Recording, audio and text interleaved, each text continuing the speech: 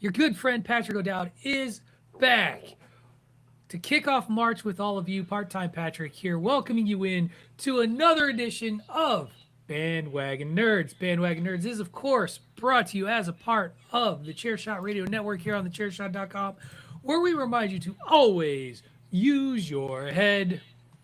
Thechairshot.com. Always use your head. I have to say thank you. Oh, Tony, what's wrong over there? I was about to thank you guys. I was about to thank you. We have a loaded ass bandwagon. I've already made Ray Cash laugh. We don't just have the band back together, the main four. That's right. We do have the main four. We have a very special guest, a last minute addition to the bandwagon. We're gonna let him introduce himself in a second, but I got to do a quick go around. I've spent 2 weeks with the mouse. I'm relaxed. I'm refreshed. I'm wearing my spanking new Disney World Maleficent baseball jersey. It's glorious, glorious expenditure.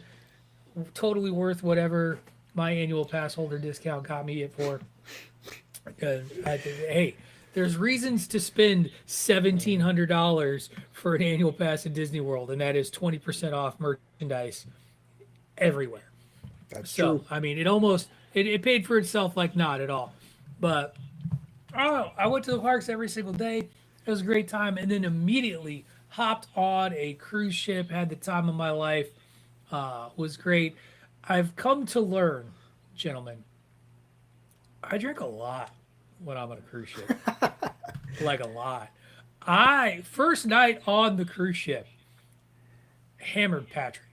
Hammered, like, should not have gone to the fancy restaurant tapas and wine pairing tasting we had signed up for with all the grown-ups, because Patrick had a very large tankard of beer.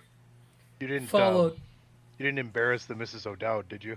I did not, but the dining room where we were going to this tasting had a step.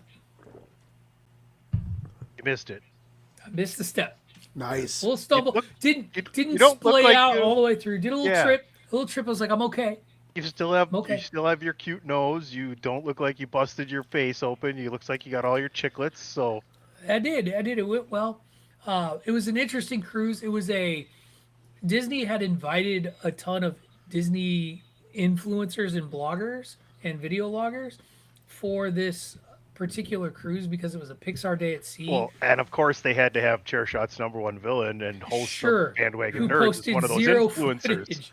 But seriously, No you could have just said you were one of those influencers. You could have used I it. could have, but I'm not on their radar. God knows But we talk it was about it. fascinating because like one of the ones that we watch regularly was there at our dinner, and she posted a video of that cruise today actually, and during that pairing and tasting, you can see this part of my head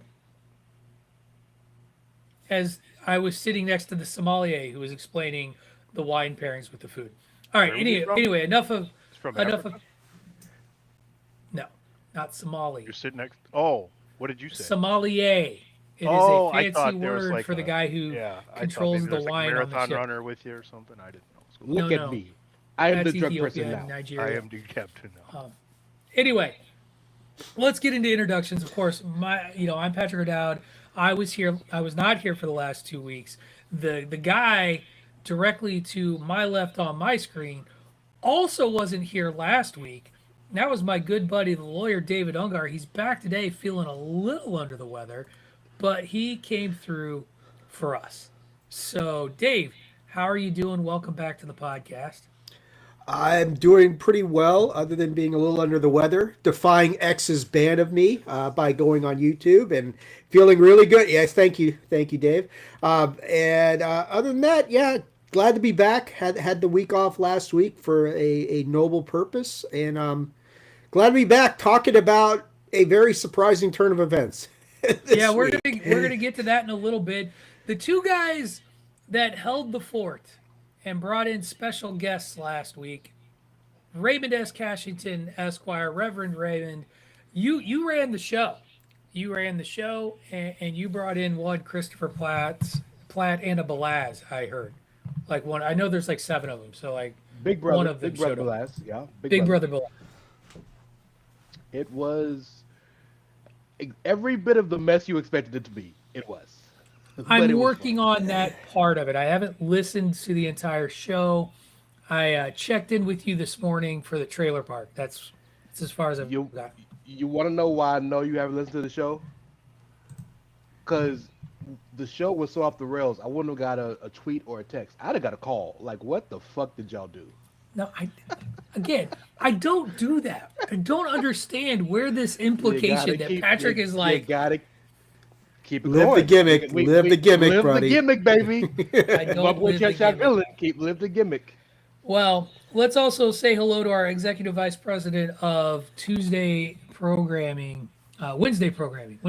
Sorry, my good friend. Though he did a solo show, I saw Greg DeMarco keeping the Greg DeMarco show running 3 weeks in a row.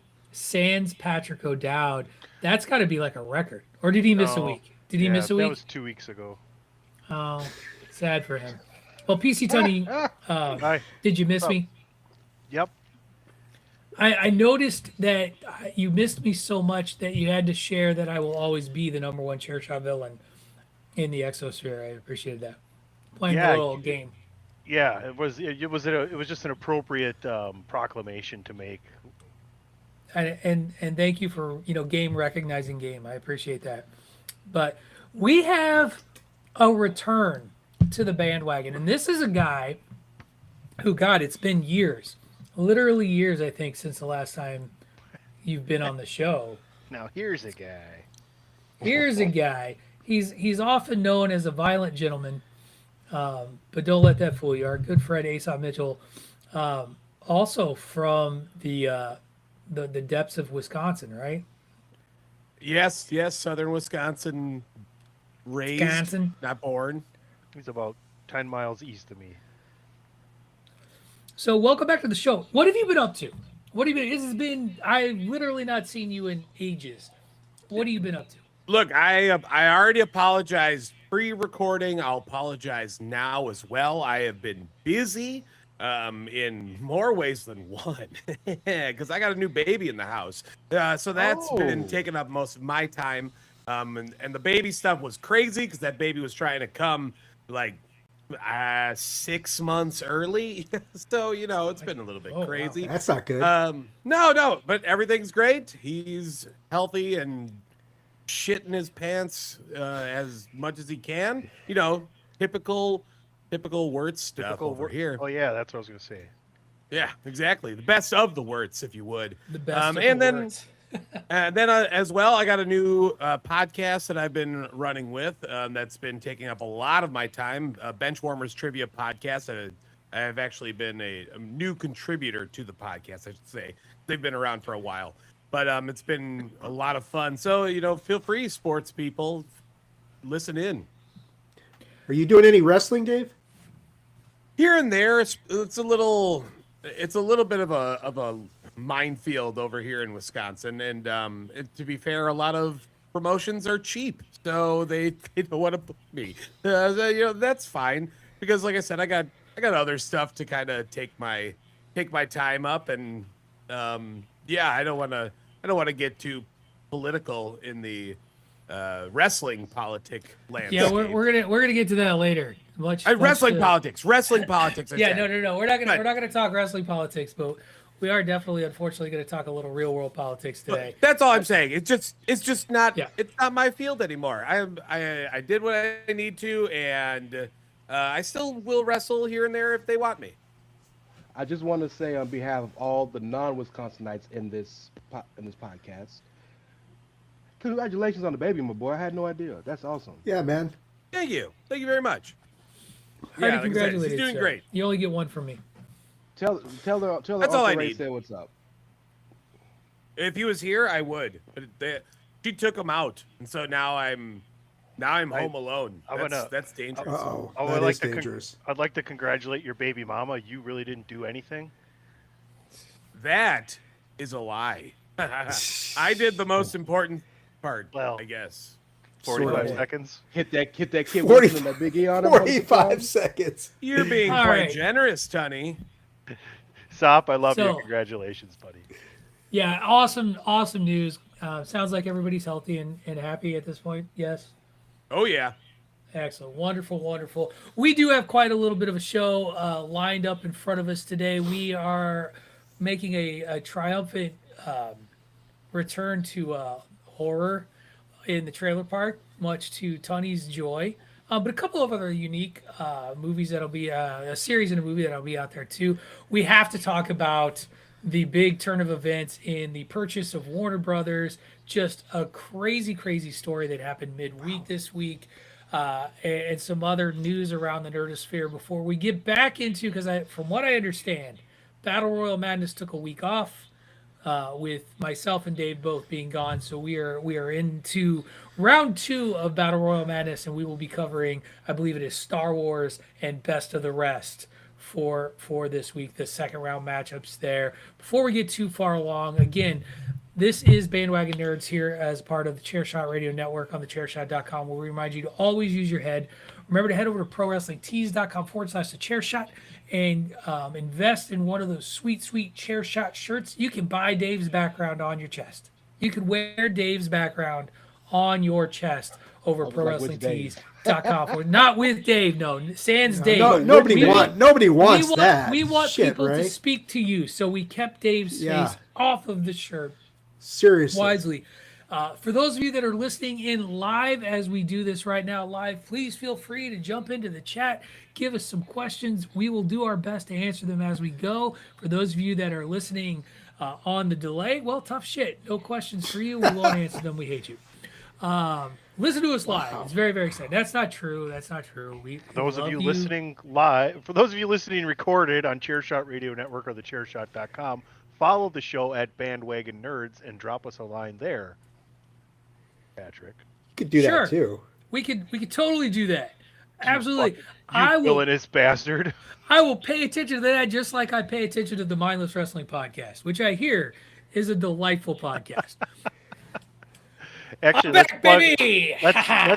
let's plug our newest show though, 30 Mindless Minutes, which DJ has done a really good job. It's literally 30 minutes with a new guest and a new topic every week. Check this week's out on Thursday morning. He's got a brand new logo for the show as well. So there you go. Yeah, I hear he does a good job. I think Something He like does. that. I bet. He does. I've actually cheated on our podcast by appearing on a different podcast since coming back from vacation. I know. You think you know a person. I did an interview on a Trip Report podcast talking about my vacation.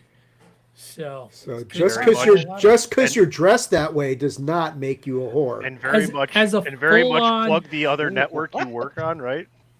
I very much did not mention the other network that I worked on. Way at to all. go, Patrick. I get paid to not do that. Anyway, we do have quite a great show though. Let's get into it. We're going to jump right back into the trailer park, and we're going to start with a movie that Tunny's not going to watch. We're going to follow that with another movie that Tunny is not going to watch. And then we're going to talk about a series that is already streaming, followed by a trailer that I know at least Ray's going to watch. I don't know if I'll see it. We'll talk about it. Tony might watch it. Who knows? ASAP. I don't know where people are going. But let's get started at the top. So, as a child of the 80s and a part of the video store generation, the blockbuster generation, I would often, when you would go to the video store, you would go into the horror section, and there was like this taboo row at the top of the horror area, like out of the reach of the smaller hands, with these movies titled Faces of Death. And they had this big cult following around them because it was allegedly anthology footage of real deaths taking place that had been recorded on film. And there'd be like this one kid out of the friend group whose like parents were a little edgy, i.e. didn't give a shit what their kid watched or rented, and would rent their kids these movies, and you'd go to the slumber party at like 3 o'clock in the morning and you'd watch real deaths. And that was like a thing that got more and more ridiculous as you got through the series. Because I don't remember how many of the OG series are there. There's at least like 3. 6. There's There only were- 3? there were 3 before things really started. I don't know if there were more, but I remember the first 3, and those had some legitimacy to it. After that, things got weird. They were fake. Like they were ridiculously fake, and it was like over the top. But it was always in the effort to push the envelopes of stuff. These are extremely graphic videos, anthology videos of allegedly real people dying. So of course IWC was like, let's make a new one, and that is the first trailer that we put in front of us today, which looks like this is completely just embracing the fictionality of it all. Like as I watch this trailer and look at it being like akin to the VHS anthology series or ABCs of Death, where it's like there's this like narrative around the outside as you go to these different mini stories, short films, if you will. I don't know that we needed this. I don't know that anybody wanted this, but we've got it. And since he's back after a long time, let's put Mr. Aesop in the crosshairs of one. Were you ever privy to the famous Faces of Death cult series? And 2, why are we doing this? Okay, so first of all, I know it's been a while, but if you may remember, I am quite a horror aficionado. I do watch a lot of horror movies. In fact, I would say in the current landscape of film, that is probably the genre that I partake in the most. Now, there is something that is very key when you look at that trailer.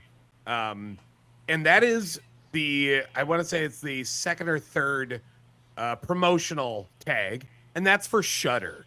So it's kind of a crapshoot.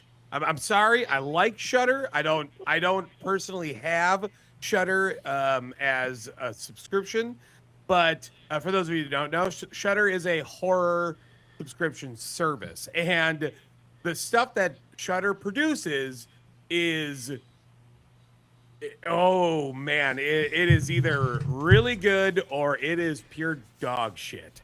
And I will say this probably has the best look in terms of Shudder original stuff. Normally the video quality on that is about as good as you can get from buying a camera off of Goodwill. And that's about it. I'll probably pass unless I hear good things about it, because it's a Shudder original. Shudder original. Dave? All right, so Faces of Death came out. The first one came out in '78, so I don't even think you were born yet, Pat. I was born in '78. You were born in '78. When the first movie came out, and I understand what you're saying about the taboo row at Blockbuster, but when the first movie came out, you could not get this. You basically had to bootleg this fucking thing and have somebody who recorded it off of, however they used to do things back in the day to record this thing. And LimeWire, right? Yeah, or people would sneak handheld cameras into theaters and shit. They did the same thing with like Cannibal Holocaust. Yeah, right. If I do recall. You remember that guy that Jerry Seinfeld recorded movies for with the camera inside the theater that you had to buy it from there? You're not going to watch this, so why are you commenting? I just don't understand. This is my comment. Wait, hold up. Faces of Death. Try the Faces of Dave. Who's the villain here? I know. Who's the villain? Why are you overstepping? None of it really bugs me, because eventually you'll all miss a week and I'll still be here. And then you'll bury us. But no, when this movie is coming up on bowling tournament season. That's true. When this movie came out, when you first saw it, like you're saying, a lot of the deaths were faked and stuff. You didn't know that in 1978 or 1980. You thought this was real. And I mean, like this, the stuff that stands out, the electric chair death scene, traumatized so many of us into thinking, holy shit, is that really what happens with the electric chair? And you think about the Green Mile, right? When the one guy gets electrocuted and they remove the moisture from the cap, and it's this horrific scene. So I mean, that's kind of what made the Faces of Death so unique, is that you weren't sure what was real and what was not. And in the end, all that stuff was staged. Not all of it. I mean, there's real autopsy footage. There's real plane crash aftermath footage.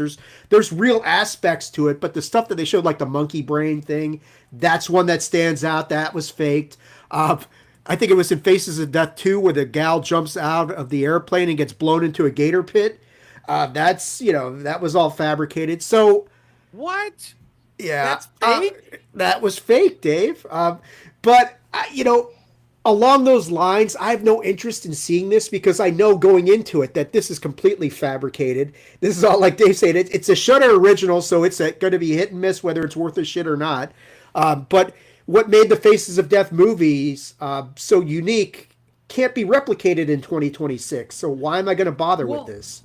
And I think the last film in horror that had people guessing, like legitimately had people guessing, was what, Blair Witch with the found footage marketing campaign. Now, it didn't take long for the gig.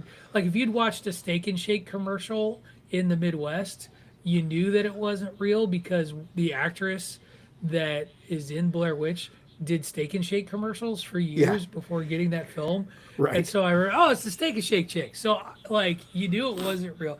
But that was the first, that was in my mind sort of the last like truly. No, we had campaign where paranormal. people- We had paranormal activity. That definitely, the first one definitely had people thinking that that was real. But there were actual actors in there. That's the only Some difference. people I thought think that what the Patrick steak and is shakes saying- were haunted, though. I mean, it's fair. It's fair. Ray, you also you do enjoy a good horror flick here or there. I don't know if you ever got as far as Faces of Death, but your thoughts on this trailer before we move on. I'd just like to let it be known that I believe in Jesus, because this shit makes you Hallelujah. check. Boy, this was a hell of a trailer. I have not seen such things before. I have not heard of such things before. A little after your time. Or a little before your time. For sure. I'll say this. I love horror. I don't mind gore. I'm not one of those people that don't like gore. I don't like gore for the sake of gore. Like, it's got to be a purpose. I think Saw does a great kind of mix, but juxtaposition between crazy gore and for the purposes of actually being there. Right. But Aesop said the loud shit out loud. It's on Shudder. This could probably be garbage. The good thing is, I know There Dr. have Montgomery. been good Shudder originals. I'll I just agree. say that. I agree. And to that point, the two main characters in this movie, we know who they are. Dr. Montgomery was Jason, the Red Ranger in Power Rangers, and he's in Stranger Things, I think. And Barbie Friera was one of the girls in the original season of Euphoria. So these are not no names. Sure. I don't know. I'm gonna watch it, my boy.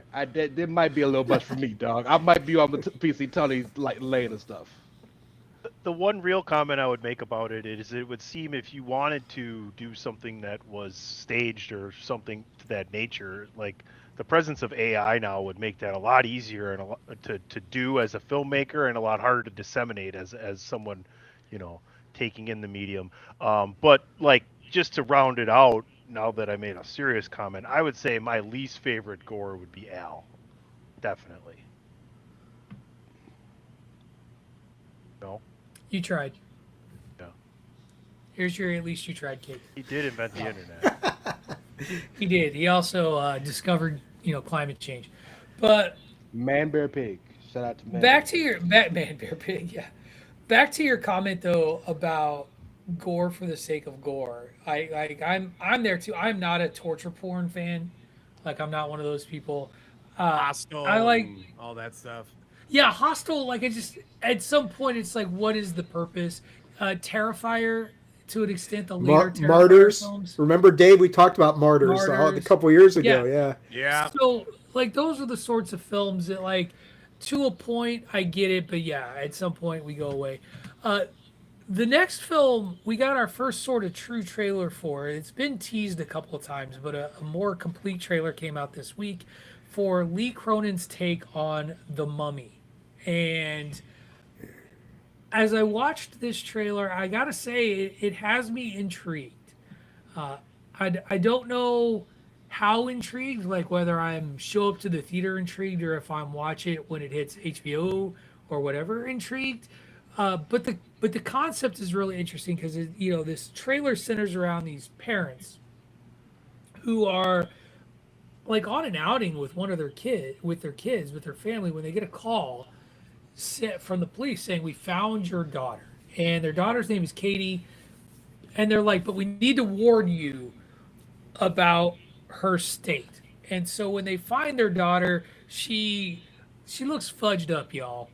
She just looks really fudged up, and she's not talking, and she's behaving very strangely. And then we start seeing bugs and vomiting into each other's mouth of stuff and twisted smiles and creepy child motions through darkened houses and the mystery of what exactly happened to young Katie. So I'm intrigued. I don't know that I'm all the way there yet, but I am intrigued. We're going to go in reverse order. We're going to start with Raymond this time. Reverend, Yes. your thoughts on Lee Cronin's The Mummy trailer? No Brendan Fraser in sight. So let me say this as matter of fact as I can say it. All of you know Ray. Some of you have the pleasure to know Rance. If you know Rance, Rance don't do desert movies. If you know what's understood, don't need to be explained.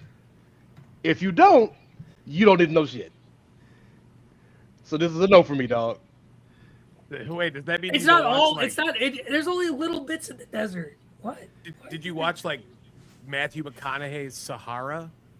Oh, that's a classic. There were things in the desert that we don't need to talk about that Rance doesn't fuck with and Oh, cannot yeah. see. I thought we were gonna have to change your name to Anakin Cash because you just hate sand. It gets No, everywhere. Tatooine's cool. Like I can rock with sand. It's certain things. We'll leave it at that. Yes. Spider-Man's gonna be pretty tough for your boy when it come out. I'm just saying. We don't need to say it out loud because Rance will drop off the call. We can Hard pass for Ray on The Mummy. Dave, Ungar. Yeah, this is an interesting one. I don't know if I've seen the mummy portrayed in this way before because you've got, the thing about Katie in this thing is she's been missing for 8 years. So, like, what happened in that 8-year period? She's, and you get the feeling that there's almost a ring of child abductions that are like going and mummifying these children, which, of course, with everything going on with the Epstein files, is going to touch some definite nerves. But Wow. I just say it. It's a pretty easy jump to make. But I Connecting some dots. I'm trying to connect dots. Suddenly you're what's his name in front of the bulletin board with the Yeah, the right. strings. Charlie Day. Yeah. But I think that's the idea. It's supposed to make you feel uncomfortable, and this trailer definitely does accomplish that. You feel very uncomfortable about, like, okay, what have they done to these kids? They've turned them into living mummies, and especially near the end where she's talking to her grandmother and says death is fun. So there's some really weird shit going on here. This is a much more mature, true horror version of this story that has, like you said, has nothing to do with Brendan Fraser or Rachel Weisz. This is something completely different. There is no campiness. I'm like you, Pat. I don't know if I'm all the way in, but I'm interested enough that this is going to be worth it. I do love a good creepy kid horror film. Yes. Like I do. Like just a weird child horror film can go a long way. I sat through way more of Village of the Damned because of creepy children. So, I'm not ashamed to admit it. Well, like the stuff with the kids in It or Welcome to Derry. That's some of the best stuff or Weapons. I mean, all that sort of stuff. That's Weapons just is glorious. fire. That is fire. Aesop, to you, sir, horror expert that you are. Oh, okay. So this thing also has an initial thing that you need to look out for. And right at the beginning, it says Blumhouse. And that is another studio that is a major hit and miss in terms of the horror genre. Now, there are two things as well, though, that I do want to give it credit that it work in its favor. One, James Wan, and 2, the studio that did bring us Weapons. Look, I'll tell you right now. Say what you want about James Wan. He's got a more positive track record than a negative one. Yeah, but I will say I truly find him to be hit or miss as well. Like Yeah, I really do. it That plays one into with the the Blumhouse chick thing. with the like fetus in her head, like whatever that one was. I thought that movie was dumb, just straight up dumb. But anyway, that's just me. Well, Patrick and God hates fetuses. No. James Wan works for Blumhouse. It works in the favor of Blumhouse because Blumhouse doesn't do gore, really. Right. But they do jump scares. And this movie is going to be full of jump scares, especially if James Wan is attached to it. So be ready for that. It's definitely creepy. It's got a different look behind it than most Blumhouse films. So again, I like to think it works in a more positive favor than what I would normally associate with a Blumhouse film. Yeah, no, I think that's fair. Like I said, the trailer is a good trailer. Yeah. Like in my opinion, it's a very good trailer. I think it does a great job of really setting up. To me, it felt more mystery thriller-esque with creepy horror elements as opposed to that straight up horror. Like the big question is, what the hell happened to this kid, and how did we get there? Now, the fact that there were like 56 other mummies and none of them are alive, mildly concerning. Look, I'm just gonna say it too. Like that child is messed up looking. I don't know how quickly I'm taking that kid home. Right. Like, why would I be like, yes, she needs me. In She more needs ways me. than No, thank one, you. right? It's not just Right. like a personal thing of just like, ooh, but also like, I'm pretty sure you're gonna be in an institution for a little while. A doctor of some sort should be looking at an emaciated child that's been pulled Yes. out of a sarcophagus for 8 years. Like, how are we explaining this? But that's okay. I have other mysteries of the universe I need to solve. Like, how in the world this podcast, with the sports fans that we are, missed the trailer for this series on Amazon that I think hit Amazon Prime streaming 2 weeks ago. About around Valentine's Day ish, if I'm not mistaken. And that is Soul Power, the legend of the American Basketball Association. And for those of you who are perhaps of the younger generations, once upon a time in the United States, there were 2 professional basketball leagues. There was the NBA, that we all know and love and still exists today.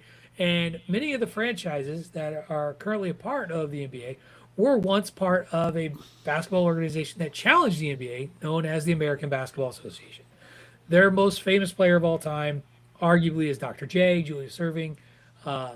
It's a fascinating document. But other names, George Karl was heavily involved with the ABA, Larry Brown. Oh gosh, Rick I'm going to Barry. forget. What? George Rick Barry, Barry, George Um, Gerwin.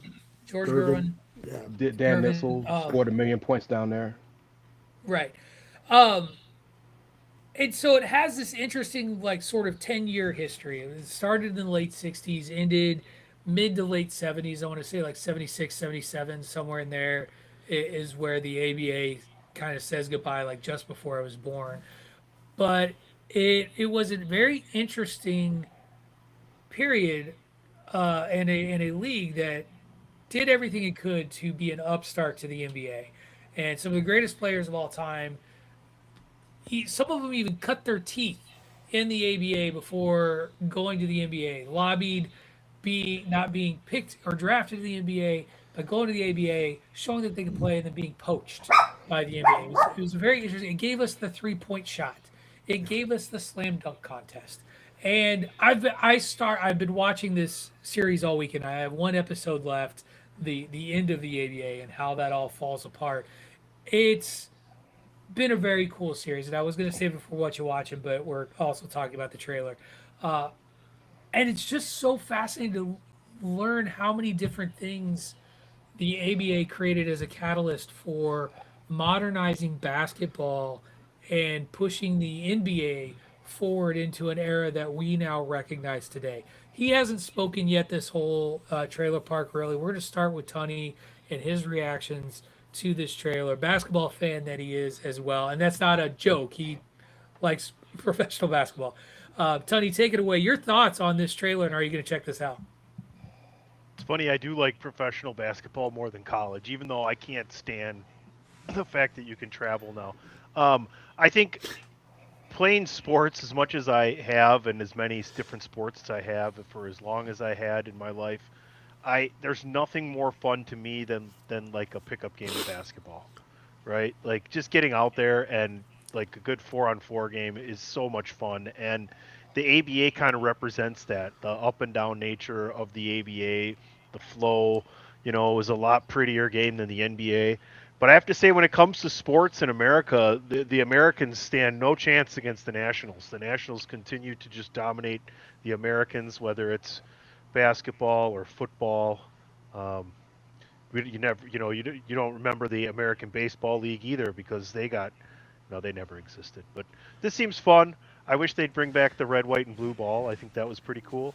But yeah, screw Dr. J for not coming to the Bucks when we drafted him. That son of a bitch. Wow. That was a tape. Wow. He did try to go to the Hawks too for 10 days. That didn't work either.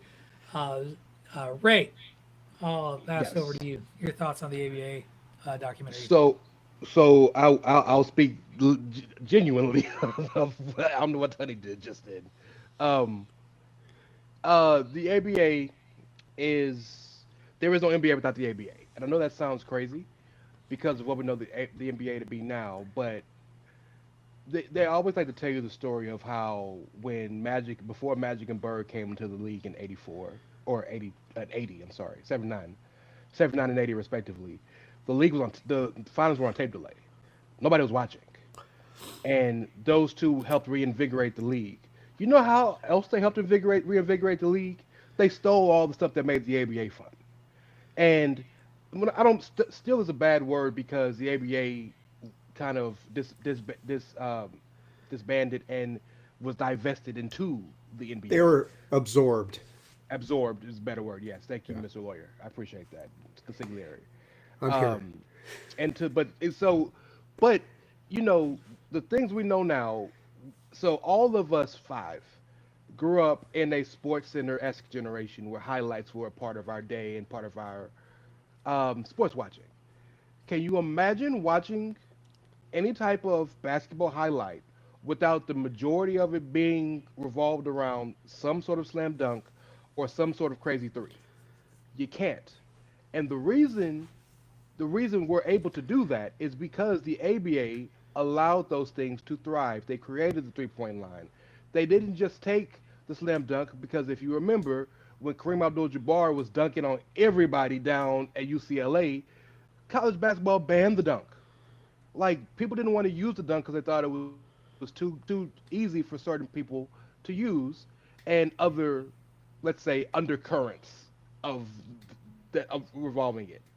So the ABA was such an amazing. It's okay, Ray. You can say the white people couldn't dunk. It's fine. What Patrick said. They made a movie about it, Ray. Well, sure, but I mean, I don't want to. I'm the black dude. I don't want to always be saying the black series. Stuff. You can hear Jimmy, but you ain't listening. So the ABA was counterculture before counterculture was cool, with the way they dressed, the way they acted. If you've seen Semi-Pro, that is not too far gone from a lot of the things that were happening in some of these franchises. But it's also really, really cool and not lost on me that a lot of the secondary leagues have created the things that make the major leagues cool. The XFL is another. The original XFL was a joke. But you know how much shit the NFL stole from the XFL? Camera angles and whatnot. So all it is just bad business, but good ideas. And so slam dunk, Michael Jordan is the greatest player of all time, but a lot of that was predicated off of air, dunking, the things he could do that nobody else could do. Steph Curry is one of the greatest players of all time. He's a great player. He's actually really underrated in the paint, But you know him for one thing. That boy is shooting from 75 feet away. So, like, thank the ABA for the things they've done for society. Thank the ABA for things they've done for sports and fashion and culture and all of these things. I mean, you see the afros flying, and Dr. J played games with a pick in his hair, bro. What are we doing? Like, you know what I'm talking about? So shout out to the ABA. There's a whole section of the documentary that talks about the fashion and look of players, and Dr. J is at the center of it. One of the other things I think is cool that I did not know until I watched this documentary is, did you know that Bob Costas's first gig was play-by-play for the St. Louis ABA franchise? The Spirits? Yeah, he was. That's dope. I didn't know that.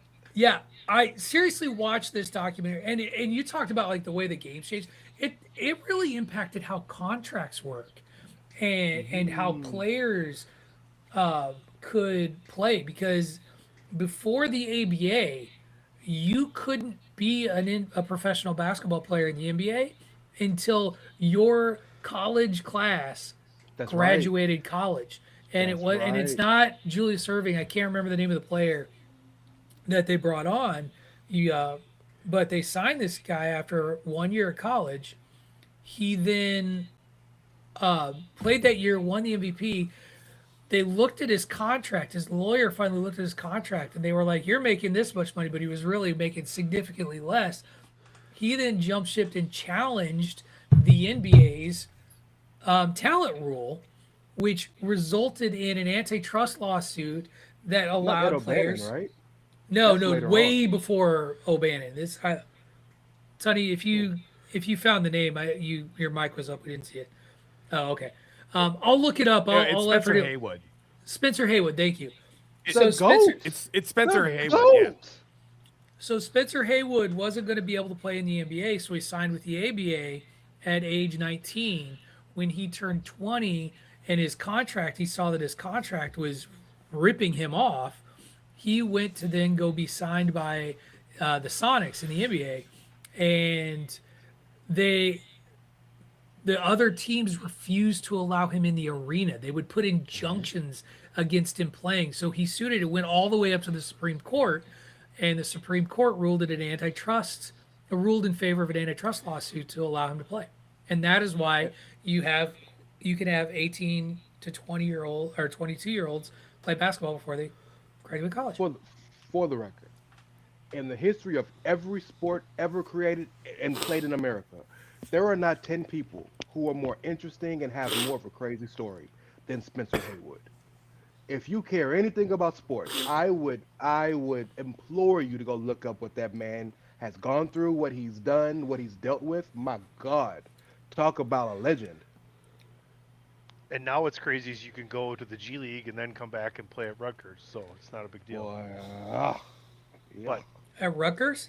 Or wherever. Probably. Boys getting signed to the NBA, then going St. back John's? into the draft. It was Alabama. Well, Alabama. Betty Acco Alabama. got denied though. But Betty Acco got. Didn't the dude play for Alabama though? He played like one game. One or two. He still played. He was in the league. He did, but then he got injuncted. So, Dave, last thoughts. Wrap up Soul Power Force. Yeah, it's one I want to check out. Stop. Did I skip you too? He did. It's Dave, fine. you want to go? I only have a lot of knowledge about the ABA, but that's fine. It's cool. I think Dave should go then. You spent 6 hours talking about the horror genre too, so the shirt you're wearing really does lead us to out. believe you have a lot of knowledge about the ABA, by the way. Yeah, somebody talk about this. No, I think go ahead, Dave. I was going to say, first of all, let me just tell you, the ABA is not dead. It's still currently running. There are over 120 teams in the ABA, and have been roughly 700 different teams since 2000. So it's still around, and you can buy your own ABA franchise for a mere $10,000. Let's go. So it's like opening up a Subway. It's like opening up a Subway. It is bro. Boys are insane. getting traded for laundry machines, dog. It's real stuff. Yeah, I'll tell you right now. I was just busy try to look up what some of the ridiculous names that are on there. Because let me tell you, there's a bunch. If I can tell you anything, go and look up the ABA in terms of teams, and that'll just give you a lot of joy seeing some of the garbage names that were put out there. But yeah, I'll catch this because like Ray, like Pat, like you said, like a lot of people just say straight up, the ABA is fun.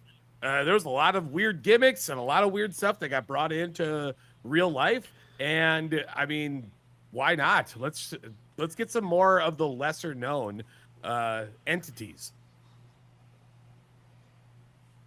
Dave, anything else before I blow this up? Yeah, the only thing I would say, the big thing I took away from the ABA is that they did more to break down the racial barriers than the NBA ever did.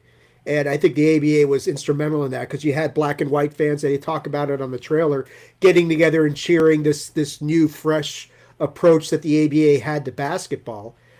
What I didn't realize until I looked it up is that near the end of it, right before the merger, when the two leagues would have exhibition games, the ABA was winning 60% of those. So it's very analogous to the way the AFL kind of forced the merger with the NFL by beating them in the Super Bowl 2 years in a row. So I thought that was kind of interesting. Yeah, that is one of the great sort of stats to look at because there were a lot of naysayers about the talent level at the ABA, and obviously that wasn't the case. The other last fun fact that I learned out of this documentary is that the first woman-owned franchise to win a championship was in the ABA in Kentucky. Fun fact. The Colonels. Kentucky Colonels. I love the OG ABA names. Come on, the St. Louis Spirits, the Virginia Chaparrals, like some. Was Colonel Sanders the Kentucky Colonels? Was that the mascot, Colonel Sanders? No, but there was definitely some Kentucky Fried Chicken connections that did happen on that show. That's definitely go watch this. Clearly, and the Nets from right. Clearly, we as a group endorse this show, even if we haven't watched it, even if some of us haven't watched it all yet. I think most of us are going to. All right, last trailer. I'm going to let Ray talk on this one first because he is the flag bearer for the new Mortal Kombat film franchise, a franchise that I don't mind exists, but I don't need it to exist. And, and that's fine. Carl Urban's in it. He's Johnny Cage, grizzled, tired of life. He's basically, I don't know. Sure, he has been pulled into the otherworldly tournament to fight for the, Earth's existence. I can see that Aesop should talk about this second, but me and Aesop have had an argument on air about this very movie. The first one. Here's the thing: it's a perfectly harmless film. Perfectly harmless film. This will be a perfectly harmless film. It'll probably do fine. The first one did well enough to warrant a sequel. The OG Mortal Kombat series that generated more films than it deserved to. So I can only imagine what this is going to do. One other one? No, I think there's a third one out there somewhere. There was a third one, but it was trash. It was garbage. I'm gonna look it up while Ray talks. While Ray talks about that, I'm gonna effort the OG Mortal Kombat series. The third one was on Pornhub. Finish him, right, Tony? Finish him. Mortal Kombat kind of writes itself, right? It does. It really does. These are my friends, y'all. Say it louder, Ray. So I don't want to fake the funk and make people think that I think Mortal Kombat is like Scorsese and Jace. I know what it is.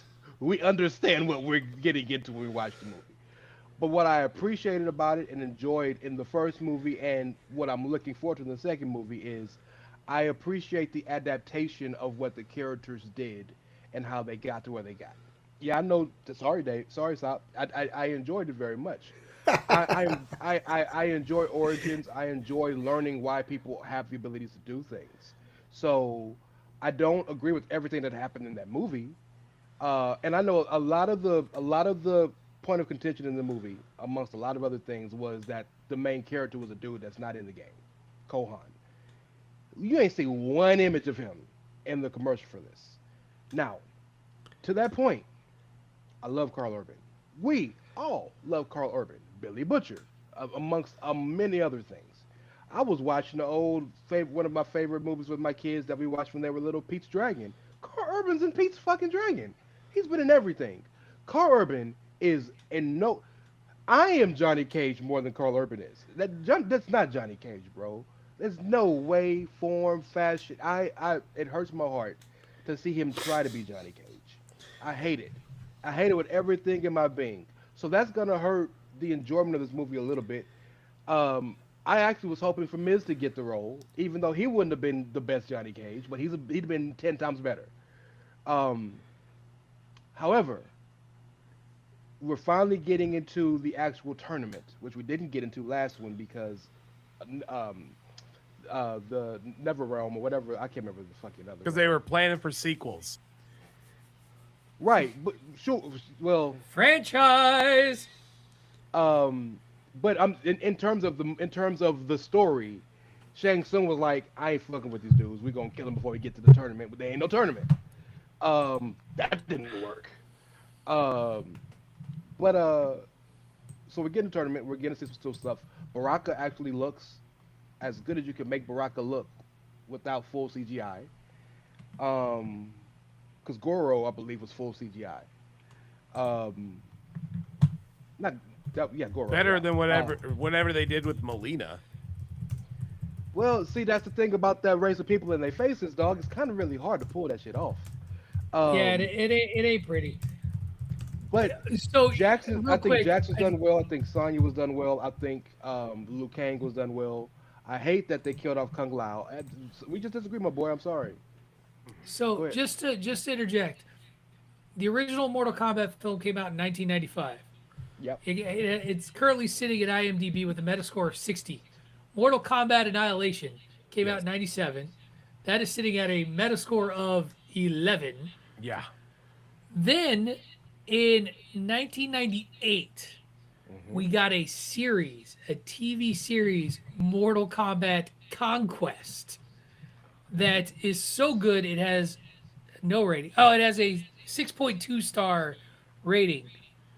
Let's see, chronologically. So that's 99. Then we take about a 10-year break for Mortal Kombat Rebirth. There's a lot. There's just. By the way, you gotta love white people playing Asian gods. That's always fun. Hey, Christopher Lambert was totally believable. A 13/14-year-old PC Tunney got his 67-year-old grandfather and 62-year-old grandmother to take him to go see the original Mortal Kombat movie in the theaters. And Grandma said that was very nice, and Grandpa was like, that was a lot better than I thought. Can I tell you, I will admit that I don't think I dragged my parents, because by that time I was old enough to go to a movie on my own. I may have paid money to see Annihilation in the theater. These are the same grandparents that took a 5-6-year-old Tunney to see Platoon, by the way. The first one I give you. The second one, dog? Ooh. Oh, I did it. Ooh. I'm not Go proud ahead. of it. Go ahead, stop. Tell me why I'm wrong. Well, yeah, and then we got to take our first commercial break, so. Okay, well, I'll tell you right now. I'll start off by saying, Ray, this one does look better than the first one. I will give it that much credit, because that first movie is boring. You have one character that is worth a damn, and that's Kano. He's the only one that ever gave me any sort of reason to actually want to listen. And clearly, they know how good he was, because they brought him back from the goddamn dead in this movie, and that is already all types of questionable, but whatever, it is what it is. That first movie was so boring, and Raiden was a complete jag the whole time. The CGI was just dog shit.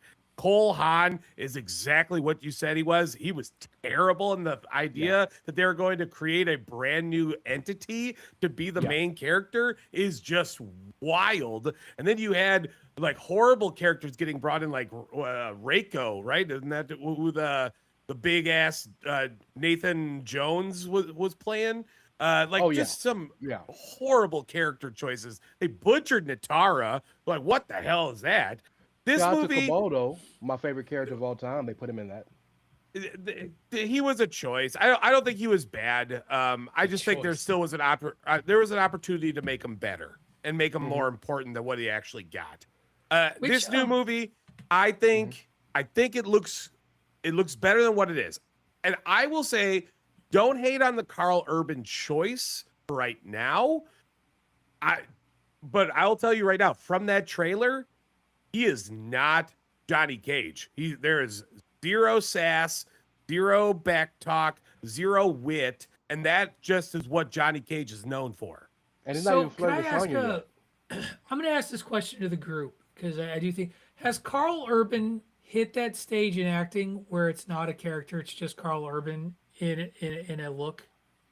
No, don't think so? because Carl Urban has this is funny. Certain actors have the ability to do this.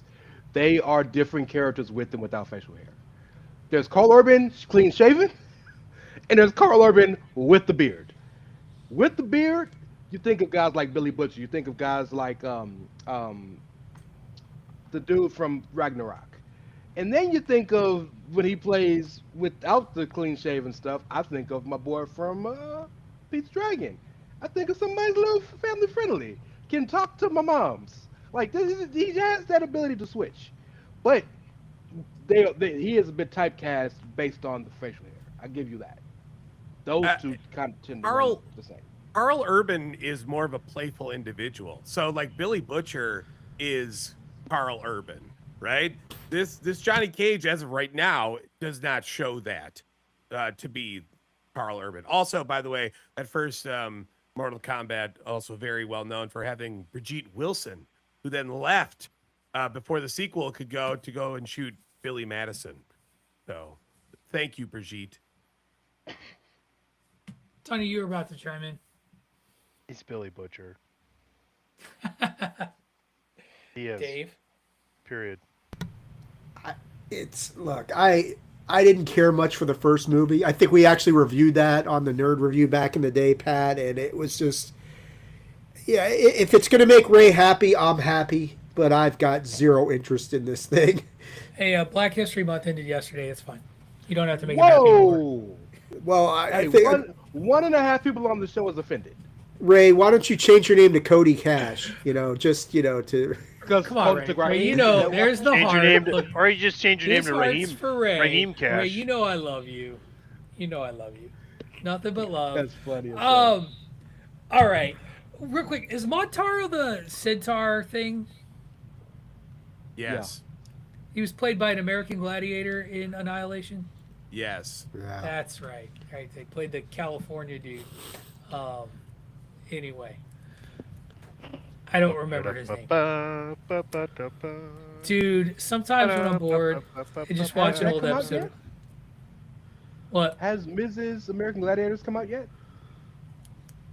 I don't know. There's a new American Gladiator coming out, and Miz is the host. Yeah, he's the host, and because that's the reason why Wardlow and Camille weren't quote unquote used because they were on the show. One of my nicknames. But it hasn't come out yet? is- One of my nicknames. Not is that I've Twisted seen or Steel heard. and Damn, that was a year ago. All right. Well, we'll look for that in the future. When that trailer hits, we'll watch that on a trailer park, I'm sure. We're going to take our first commercial break. When we come back, we're going to talk some news around the Nerdosphere before we hand the show over to Mr. Ray Cash. So stick around for all of that. You are listening to Bandwagon Nerds here on the Chairshot Radio Network, part of the Chairshot.com. Welcome back, everyone, to Bandwagon Nerds here on the Chairshot Radio Network as part of the Chairshot.com, where we remind you to always use your head. Make sure you head over to ProWrestlingTees.com/thechairshot for all of your Chairshot swag needs. We have PC Tunney, Ray Cash, Aesop Mitchell, Attitude of Aggression himself, David Ungar, all of us here on a loaded bandwagon. Live listeners, you did not come back. You just stayed for an awkward silence. So thank you for staying for the awkward silence, live listener. Appreciate you as well. Those of you who are, losers and not listening as we stream, start listening to us on the stream. We want some questions. Live questions will be fun.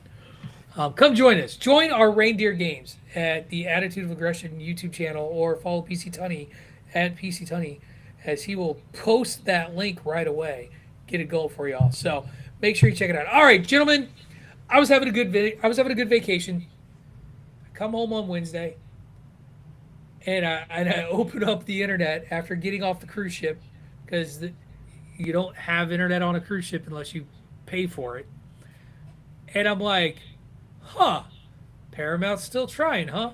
As they offered yet another bid to purchase Warner Brothers Discovery. Shortly thereafter, a Variety article pops up where Warner Brothers Discovery says, this is a better deal, Netflix, than your deal. You have 2 days to match it, or we're going to stop this merger. Netflix went, that's cool, bro. Deuces. Stepped out of the negotiation and cleared the way for Paramount to finally, after about 7 bajillion attempts to purchase Warner Brothers Discovery, finally does.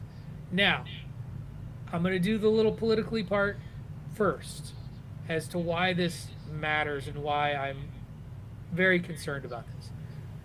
Dave Ellison, who is the lead purchaser of this, is a deeply embedded billionaire tied to the President of the United States, Donald Trump. Was at the State of the Union address as a guest of the GOP the day before this turn of events happened. And then the turn of events happens.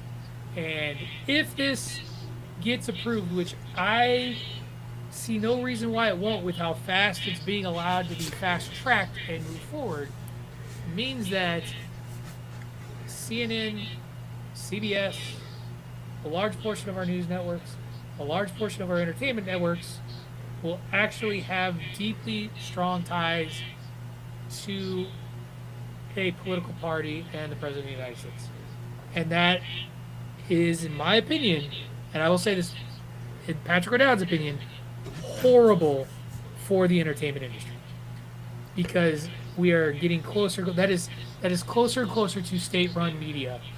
And that will impact the type of films we get. It will impact the type of news you receive. It will impact the type of articles that you read. And that is very, very important to keep in mind and under consideration while we look at this purchase that has changed. The other thing I don't buy, and this is about the purchase itself, is that this is magically going to mean that more Warner Brothers films will end up in theaters. Every one of these mergers that happens and takes place actually results in the purchased company having less output than what they did before they were merged. This happened with Fox. This has happened with, I forget a couple of the others.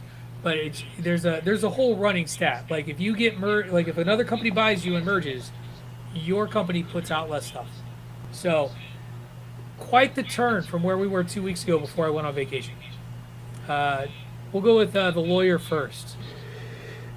Yeah, this certainly came out of nowhere, right? I mean, we've been talking for 2 months about how, it's like, dude, she doesn't want to date you. That's how we kind of analogize this for weeks, for like a couple months, was like every bid that Paramount made, the shareholders were against it, to the staggering amount of 96% of the shareholders wanted the Netflix deal. But you get to a point where if you're Warner Brothers, and this last deal jumped from $30 a share to $31 a share, plus with the ticker, plus Paramount saying, yes, Netflix, we will pay the $2.8 billion for the deal breaker here. At some point, and I have nothing but respect for Netflix for walking the fuck away from this thing and saying, no, dog, this is there were a lot of people in Netflix, when you read this Variety article, a lot of people at Netflix who were very concerned about this deal, didn't think it was in their best interests, are probably breathing a hefty sigh of relief that they do not have to go through with this thing. And they got paid $2.8 billion just for the threat of actually acquiring Warner Brothers. So to me, the big winner in this whole thing is Netflix. Don't kid yourself. They won this whole thing. Yes, they don't get the Warner Brothers library. They don't get all that stuff. They also don't take on $7 billion worth of debt that Paramount is taking on right now to pull this thing off. Everything you said politically is very true, Pat. That, it does create a situation where, Paramount now has a big controlling stake in many assets and facets of mainstream media, which I think this nation is still far too reliant on mainstream media, and it still has too much of a sway on this thing. But from the standpoint of what Paramount is going to get with this, I do think that you will see an impact on this in the theaters with less things going that way. I mean, some of the big franchises, the DC stuff may not feel it that much, but some of the other ones will.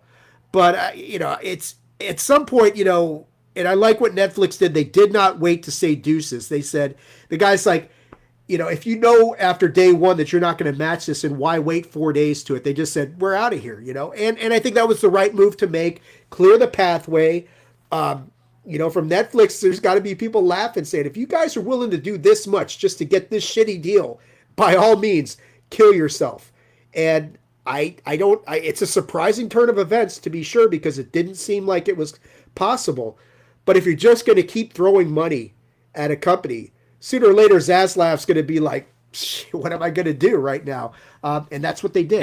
And Zaslav even said, he was like, we have absolutely nothing to lose. No. Like, if this doesn't go through, we just keep trying to sell Warner Brothers. Yeah, but make no mistake, Netflix won this deal. Clearly. Oh, and I mean, it was really interesting. Their stocks jumped like 10%. Yes. Like right after they. Because every one of their shareholders said, "Whew, we dodged a bullet there." It's just fascinating how hard they hammered after this.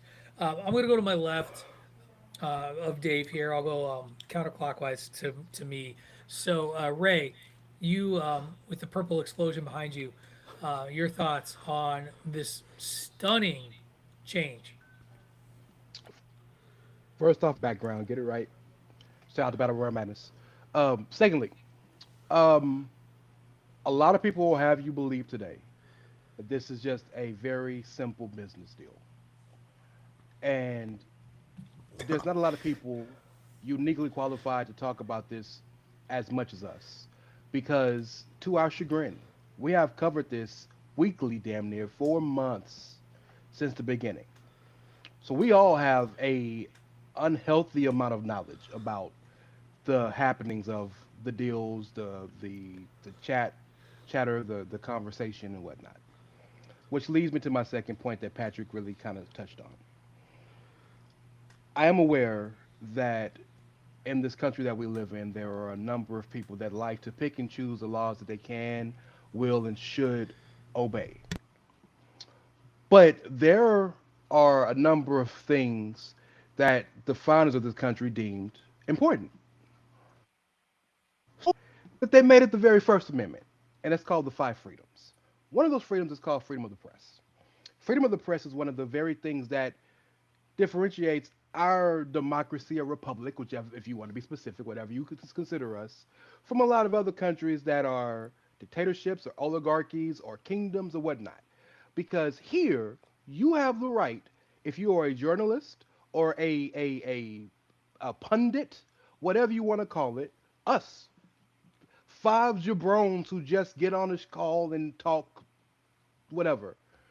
And you can criticize the government. Well, you have 4 jabrones and a violent gentleman. And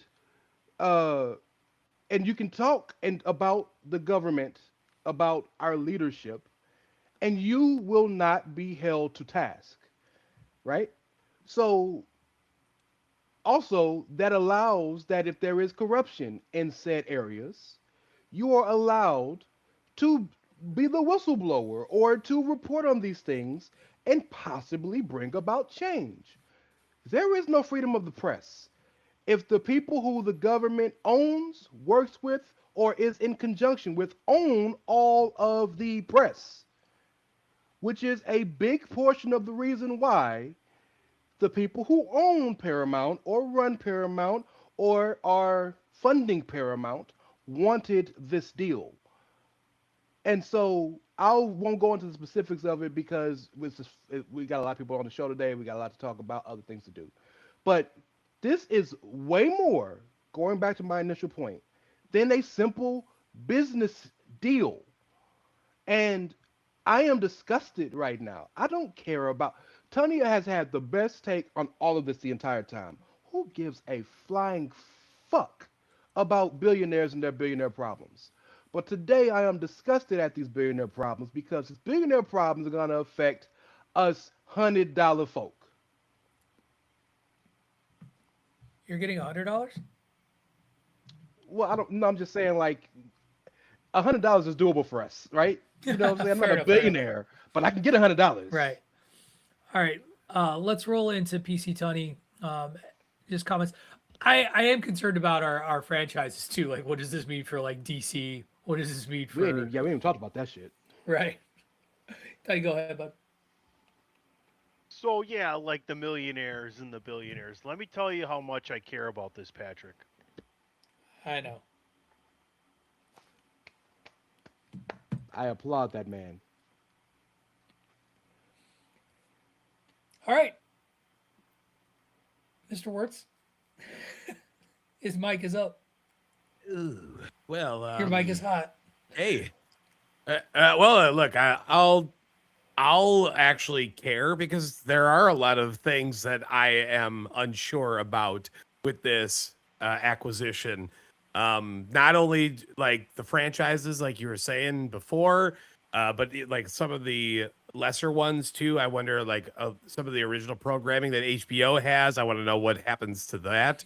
Does John Oliver keep his job? Oh no! Woo! If they got Colbert out the paint, that I don't know. I would bet you that John Oliver gets a pretty high viewership between his thing. Honestly, it doesn't really matter. His podcast will be great. Yeah. Oh God, it's gonna be interesting. Someone will pick him up, I'm sure. But yeah, I mean, we've already kind of went through the lack of that freedom that Ray mentioned earlier in the year, or I should say, in the overall year, right, with the Kimmel situation and among other things. I know it's happened a lot more in more local markets. Let's just hope and pray. Yeah, I guess. I mean, we'll see, right? Technically, it still has to be approved. I do know there's congressional interest in this process and how this has gone the way it is. So, who knows? It could be rejected by the FCC. LOL. We'll see what LOL. But I mean, theoretically, it's still got some hoops to get through. All right, let's move on to more of our wheelhouse, things that we actually do care to talk about. These should be some quick hits for us in the news around the nerdosphere. Hey, Pat, one thing. Would that be some shit if it got blocked on antitrust violations that Paramount was trying to lob against Netflix? Now that'd be some funny shit. That would be really funny. And then it turns around Netflix God, we buys can only it hope. as original price anyway. Yes. We'll see what happens. But the first salvo in the Dune Doomsday opening weekend story has hit, and that is that if you would like to see Avengers Doomsday on IMAX opening weekend in the United States, you will not, because Dune won the race. And opening weekend, Dune 3, I can't remember what, I don't know if it's got a subtitle to it yet, but Dune 3 got first dibs, basically.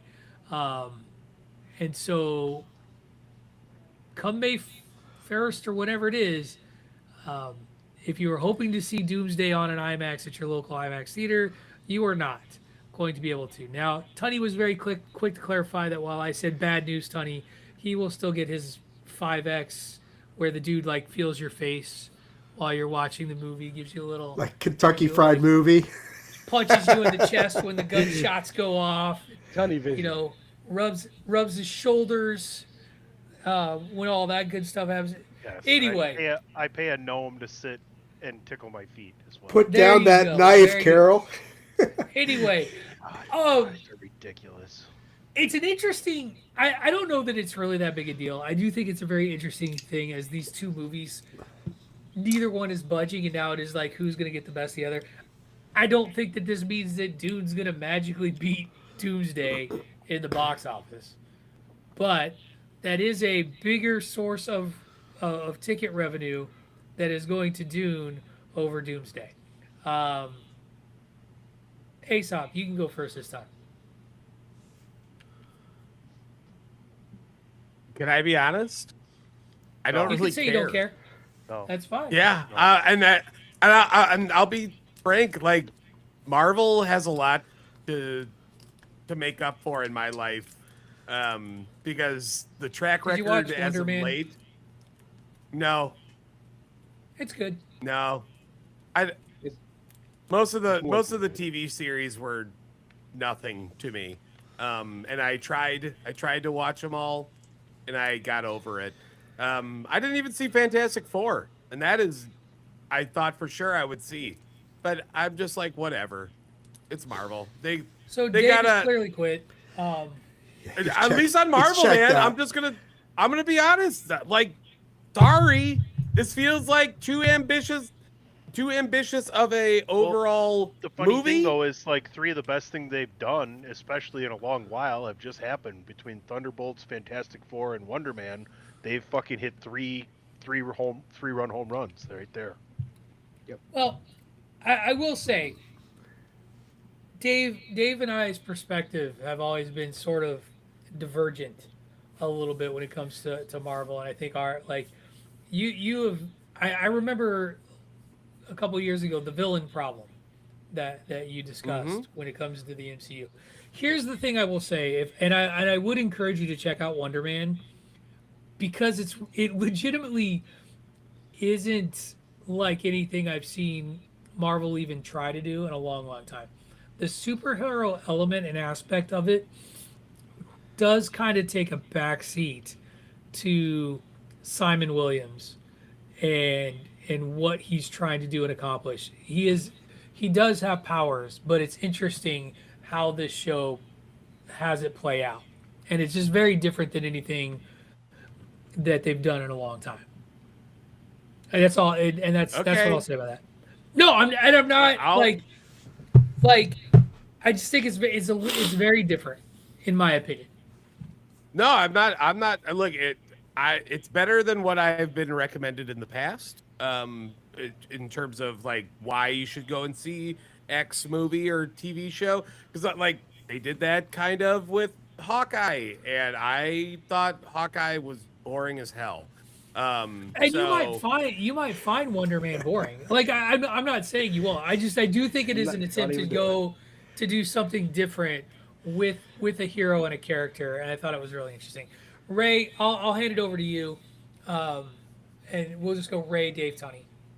Tell Aesop how you and him used to be friends. Tell him. I mean, you hurt my heart there with the Hawkeye thing. It's cool. He doesn't deserve the double shot. It's okay. I still love you. Well, I still love you. I've said this before in the past too. Christmas movies and TV shows, episodes of TV shows, kind of suck. So again, that's why you gotta be for Patrick there. I don't give a fuck about Christmas shit. Yeah, I fucking love Christmas shit. So to the point, I'm gonna use a term that I think a lot of people are gonna mistake what the point of the term. This is dirty boxing. I don't mean dirty in the sense that it's foul. I mean it's dirty in the sense that it's really clever how they got in, rope-a-dope their ass, and hit them in a couple of places to get a little bit ahead. This is a very smart thing for them to do, because as clearly Saab doesn't believe, Doomsday is going to dog walk Doom when they come. I didn't say that. I did not say that. Okay. I just said I don't really care. That's respect. About Doomsday. Like respect. I understand, and I disagree with you entirely, but I don't fault your reasoning for that. I understand your reasoning completely. But from my vantage point, like it, don't like it, whatever it is, this movie, in terms of viewability, people who are going to want to go see it, curiosity, just box office numbers, is going to dog walk Denis Villeneuve and Dune 3. And Dune 3 might be the better actual viewing experience. I don't know. It's going to dog walk them. So it is very smart of them to get in. They pulled a TNA. Yeah, okay, we can't get ratings, we can't get a TV channel, so we buy the fucking TV channel. They partnered with IMAX to get this shit in the IMAX. So the biggest movie maybe of all time can't be in IMAX when it comes out. And again, dirty boxing, right? Because Dune had the day first. And Marvel was like, nah, son, we got it. So they came back, they brought him in close, and they headbutted their bitch ass one good time just to remind them, hey, I see you, my boy. Dirty boxing. I think it's clever as hell. I'm gonna be seeing the shit in tunnel vision then. So put the gnome by my feet and the hookers in my lap and whatever else, and the blow on my fingers and my whatever Teddy does when he sees the movies, I'm watching it that way because I'm not gonna see Dune that weekend. I'm going to see Marvel. I have I've said this multiple times now that I think Ray's overconfidence in this movie in Avengers Doomsday is interesting. I do agree that it will probably dominate this box office weekend, and I don't think that Marvel gives a flying fuck that it's not in IMAX. It will make zero difference. I still think that these guys should probably like have a sit down meeting with each other and say, how can we best leverage this so that we both benefit to the maximum extent from the fact that these two movies are coming out so close to each other? Ray's shaking his head like, yeah, Marvel and Disney don't care. They probably should. What can they get from Dune from HBO? Nothing. Or from Warner Brothers? Yeah, nothing. An air of cooperation. But if they are really going for this whole Barbenheimer sort of scenario, then yeah, what are they going to do? Everybody. Yeah. Yeah, I don't think that it matters at all. The fact that this is, it almost makes Dune a niche sort of film now. That the best way to see it is in IMAX because you can't see Doomsday in IMAX. But here's the thing, and I'm going to say this as a big fan of Dune, and have watched both of Villeneuve's versions. I understand because that film, it reminds me of when I first went and saw The Lord of the Rings in theaters. Right. The experience itself is significantly different and changes. And it's like Christopher Nolan is like this as well when he makes his films, where he is always in, as much as I hate him, Jim Cameron, they are the guys and the directors that are trying to push the limits of the movie theater going experience. Right. Well, and Dune and Dune 2 really do. I will say this. I'll say this. Dune 3 is going to be the better viewing experience in IMAX than Doomsday. I absolutely believe it'll be the better viewing experience on IMAX as far as just a viewing experience. Will it be the better movie? Maybe, maybe not. Will it outgross Doomsday? No chance in hell. There's zero chance in hell of that. But Dogs agree. Yeah, they do. I get why they're doing it. So, well, let's talk about a movie franchise that is not going to outgross either of them, because Paramount, bless their heart, they keep trying. They keep trying. No, this is Paramount. Oh, Paramount. Okay. Right. Paramount first. Read your rundown. I got it. Boy, they're trying to make a G.I. Joe movie work. And boy, are they certainly barking up a direction if the rumored writers for these films are true, as the rumor is much maligned and troubled sexual abuse accused writer Max Landis and comedian writer Danny McBride are writing two separate scripts that will potentially be merged to make one script, Or the other story floating about is one of those two scripts will go and the other will not. Um, I only shared this because when I read this story, I was like, this is ridiculous. This can't be true. And then I looked at who posted and reported it. And Variety tends to check these things. And so for Variety to be the one that posted this news, I I grew up on GI Joe. I love GI Joe. GI Joe has not worked as a film franchise 4 times now. I Paramount, you gotta let it go. And if you are gonna try again, these are not the two dudes to write the script. I'm I'm sorry. just, I'm sorry. Paramount, you got to let it go. We know that they are not going to let it go. We just talked It's true. about. Oh, this is a good point. Yeah. Paramount doesn't seem to care about the consent very much now, do they? You'd No, be they do better not. off Oh. bringing GI Joe franchise back as an adult animated series like Invincible, Sure. They with actually an did amazing with an amazing cast Watchmen. though. But I mean, yeah, but I mean like now, like right now, like Right. get just an amazing, ridiculous voice cast behind it, make it a little bit more adult, but tame enough so that you could still have teenagers get into it. That's what they need to do. Right. I'm, If I'm, you hop I'm. onto Amazon, and search GI Joe, there was I can't remember what the name of the.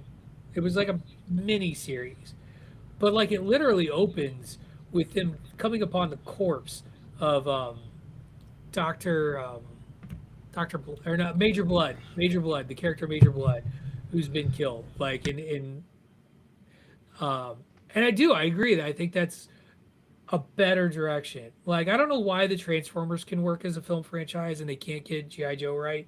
I think that transforming robots, I do think make a little bit more science fiction sense and something we can wrap our head around as opposed to special American I can operations answer that. army team.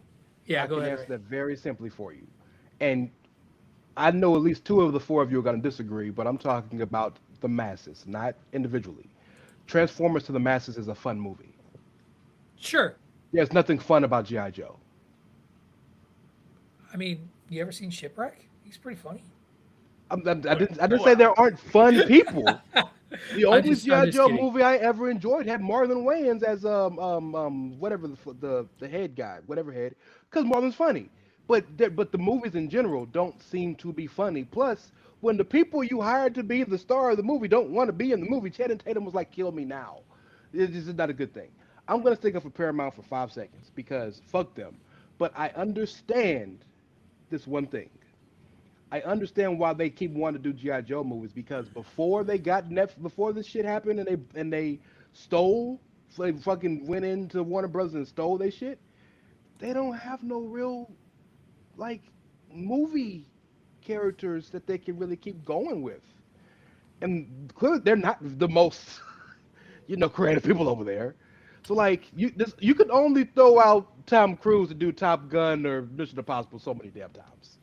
What else they got going? You feel what I'm saying? So You just yeah, reminded me. I need to finish watching the Mission Impossible, the last two and movies. and the last thing I want to say is DJ, shout out to DJ Mindless Wrestling Podcast, 30 minus minutes, is the one who brought up the last Transformers movie we had with the homie Anthony Ramos ended It teased with GI Joe. a post-credit teaser of the Joes meeting up with the Transformer people. So like, y'all don't even care about continuity in your shit. So Well, they've met up before. They've been brought together in comics in the past and stuff. but Um, if they're doing a new GI Joe movie this doesn't seem like it's part of the sequence. no, It no, seems like not at they're all. doing their This own is thing. we're trying to make fetch happen again, and it's just not working. There we Uh, go. Aesop, last thoughts on this one? Well, the reason why the first run of GI Joe movies, or I shouldn't say first, I don't know, but like that late 2000s The Channing Tatum didn't one. work. Yeah, the reason Ken, why Marvin, The that Rock, didn't work Bruce Willis, yeah. is because they changed way too damn much. And that right Mm. there is really going to make people insane. Well, and Especially then when it's like the sequel they everything. killed Duke. Like Duke leaves the sequel so that The Rock can take over as Roadblock. Because Channing Tatum hated the movie. I He know, never I wanted to be a part understand. of it. Yeah. I get what you're saying, but like Yeah. as a fan, you asking Got you just told me about being a fan. As a Yeah. fan, you can't do fucking GI Joe without Duke. That was Hasbro. Was it Hasbro or Mattel? Whoever did the cartoons, they learned that the hard way in the animated version of the Transformers movie because they killed Optimus Prime, and that literally killed the cartoon, killed the franchise. And they were like, "Whoa, well, we can't." They were going to do it to Duke as well, and they retconned the animated film that they couldn't release in theaters. It was released on TV and direct to video, but they were going to kill Duke, and they put him in a coma because they learned the hard way. People cared about the characters. They gave a shit. Yes. Um, Yeah, sorry, and that's I did and not that's mean why. to completely bogart your No, you're stuff there. totally fine. Like I said, that's the reason why those movies failed so bad. Especially like Right. like you said, Roadblock. I'm sorry, the most iconic thing about Roadblock is he speaks in fucking rhymes, and we Oh, didn't yeah. get any of that bullshit. And that's what we're missing.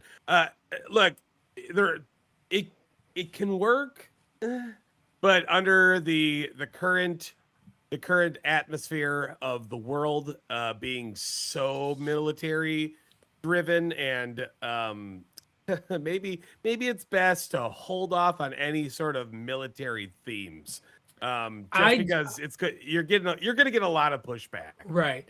I do think that I do think in a world where the Transformers and GI Joe are in the same place, that it could work because you could have them focusing on Cobra and the Decepticons and G.I. and by Joe the way, and the Autobots. the first Transformers movie stuck to continuity for the most part, right? And was fun. Then the second movie came out and they started to fuck with everything, and that's when it really fell off. And people started to be like, wow, this is garbage. And the only Middle-aged reason why dads everywhere are like, what the fuck is this Knights of the Round Table shit? What are Yeah. we doing here? Yeah. God. Mark Wahlberg again? All right. Speaking of people trying too hard, Sony, in a Q&A this past week, and forgive me if I don't remember the representative from Sony that shared this, answered yes to the question as to whether or not the Sony Spider-Verse world would get another chance under the Sony umbrella. And they answered yes twice. They basically answered yes to a reboot. kill me. One Dave has already said kill me. The other Dave can't even do us the honor of staying on camera. Ray is shaking his head and is like, Tunney is not even got an expression on his face. He is very non-committal. This is just why Sony, more so than Paramount, Sony, I'm begging you, stop. You should have stopped at Morbid Time. When you tried to make it Morbid Time happen, that should have been it. And you gave us Madam Web. Which is worse. It's worse, people. Oh, by the way, so for the y'all who don't know, I want to thank Aesop Mitchell for sacrificing and dying for our sins and watching Madam Web so we didn't have to.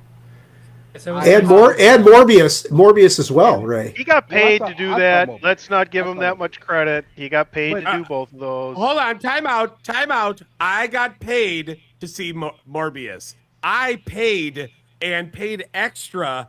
I wanted to go. What the fuck? The Now you're just stupid. ones where I really wanted to go and see a fucking movie with the goddamn extra, like, vision thing, whatever the hell it's called, at Screen X. theaters. Screen X. Yeah, I really wanted to go do a Screen X, and that was the only goddamn thing that was playing. And I thought, well, it can't be worse than Morbius. And oh, how wrong I fucking was. And for whatever fucking reason, every time I'm able to come on this goddamn podcast, we have to have a goddamn conversation Oh, about man. the Sony Venomverse. Listen to this. He's like, every time I'm able to. Like, dude, literally actually- 20 minutes before we were going to start today, it was like, hey, I'm coming on the show. Hey, We're the all fact that it's yeah, been like come on. 2 years and we're still I mean, talking about this shit is ridiculous. Maybe I altered the rundown once I knew he was on the show, guys. Nice. This I did not. Makes me take a sabbatical for another 3 years. This was on the, okay. Anyway, so are we just all in agreement that this should not happen, but it's going to, and we're gonna hate it? Are we pre-mad? I'm pre-mad. It's just so stupid because they have not addressed the biggest problem with all these movies, other than the fact that they suck. Absolutely suck. They still haven't addressed you cannot make a movie about Spider-Man villains without fucking Spider-Man.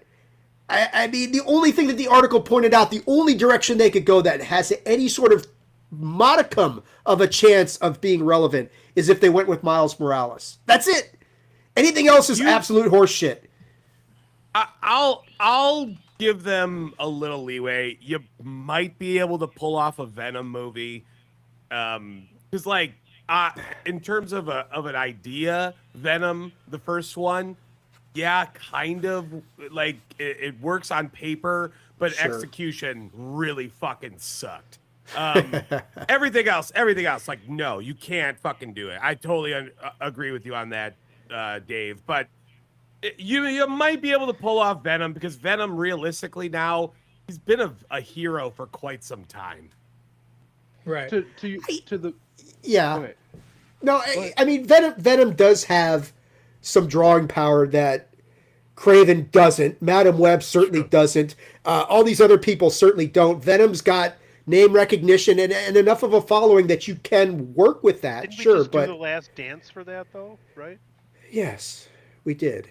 Okay, well. What's your fucking point? No, just. Well, My God. I guess the Eagles and Kiss are doing another fucking retirement tour. Hey, and Dave took that personal. That's what I just heard. No, I'm just. Dave's feelings are on full. Yeah, I can see that. All right, we're gonna through some stuff.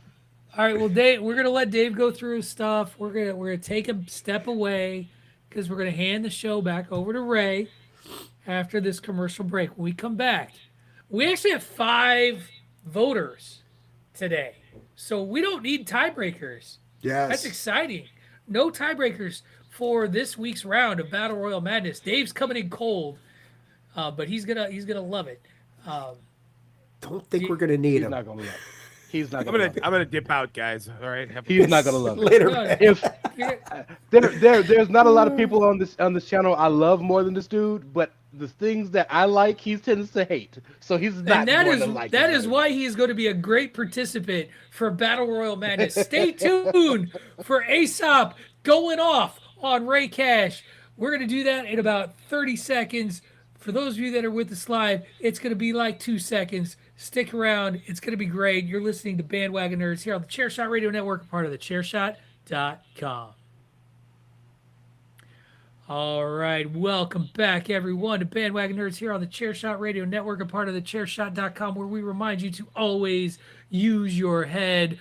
Make sure you head over to ProWrestlingTees.com/the-Chairshot for all of your Chairshot swag needs. As I mentioned before the break, Ray Cash, PC Tunney, Aesop Mitchell, Attitude of Aggression, David Ungar, Patrick O'Dowd here to bring you the final set of round 2 here in Battle Royal Madness.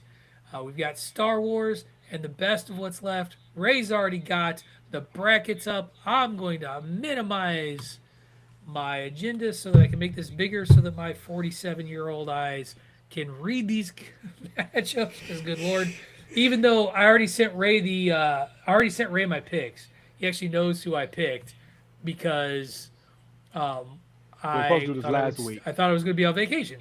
So yeah. So I did not catch that this didn't happen. So anyway, Ray, the floor is yours. Good morning, Vietnam, or well, Bandwagon Nerds. Welcome to another episode of your favorite soap opera / game show / thing you watch to love to hate, Battle Royal Madness. For those of you who are not aware of what we're doing, every year for the past 3 years, we do a March Madness-esque tournament amongst all things nerddom, entertainment, pop culture, whatever you want to call it. This year we decided to do a Super Smash Brothers amalgamation that I like to call Battle Royal Madness. We are a wrestling website. Made perfect sense. So, our 4 brackets, and by the way, this is a nice little set. I'm trying to get you back involved, Stop. Our 4 brackets are video games, world comics, which means comics that are not involved with, that were not created by Marvel or DC, and then of course our Star Wars bracket and our and our best of the rest bracket that we're doing today. Now, as you can see with those of you listening, you'll hear with the beautiful presentation that I have available for all of you. We have already made a number of picks. We've gone through our first round. So if we look at the entire bracket, the number 1 seed Darth Vader did defeat the number 16 seed Lando Calrissian. The number 8 seed Din Djarin defeated Boba Fett, the OG Mandalorian, the OG fake clone Mandalorian, but nonetheless. Obi-Wan Kenobi defeated Grand Admiral Thrawn. Darth Sidious unfortunately took out everybody's favorite Wookiee Chewbacca. Luke Skywalker defeated his homeboy Han Solo.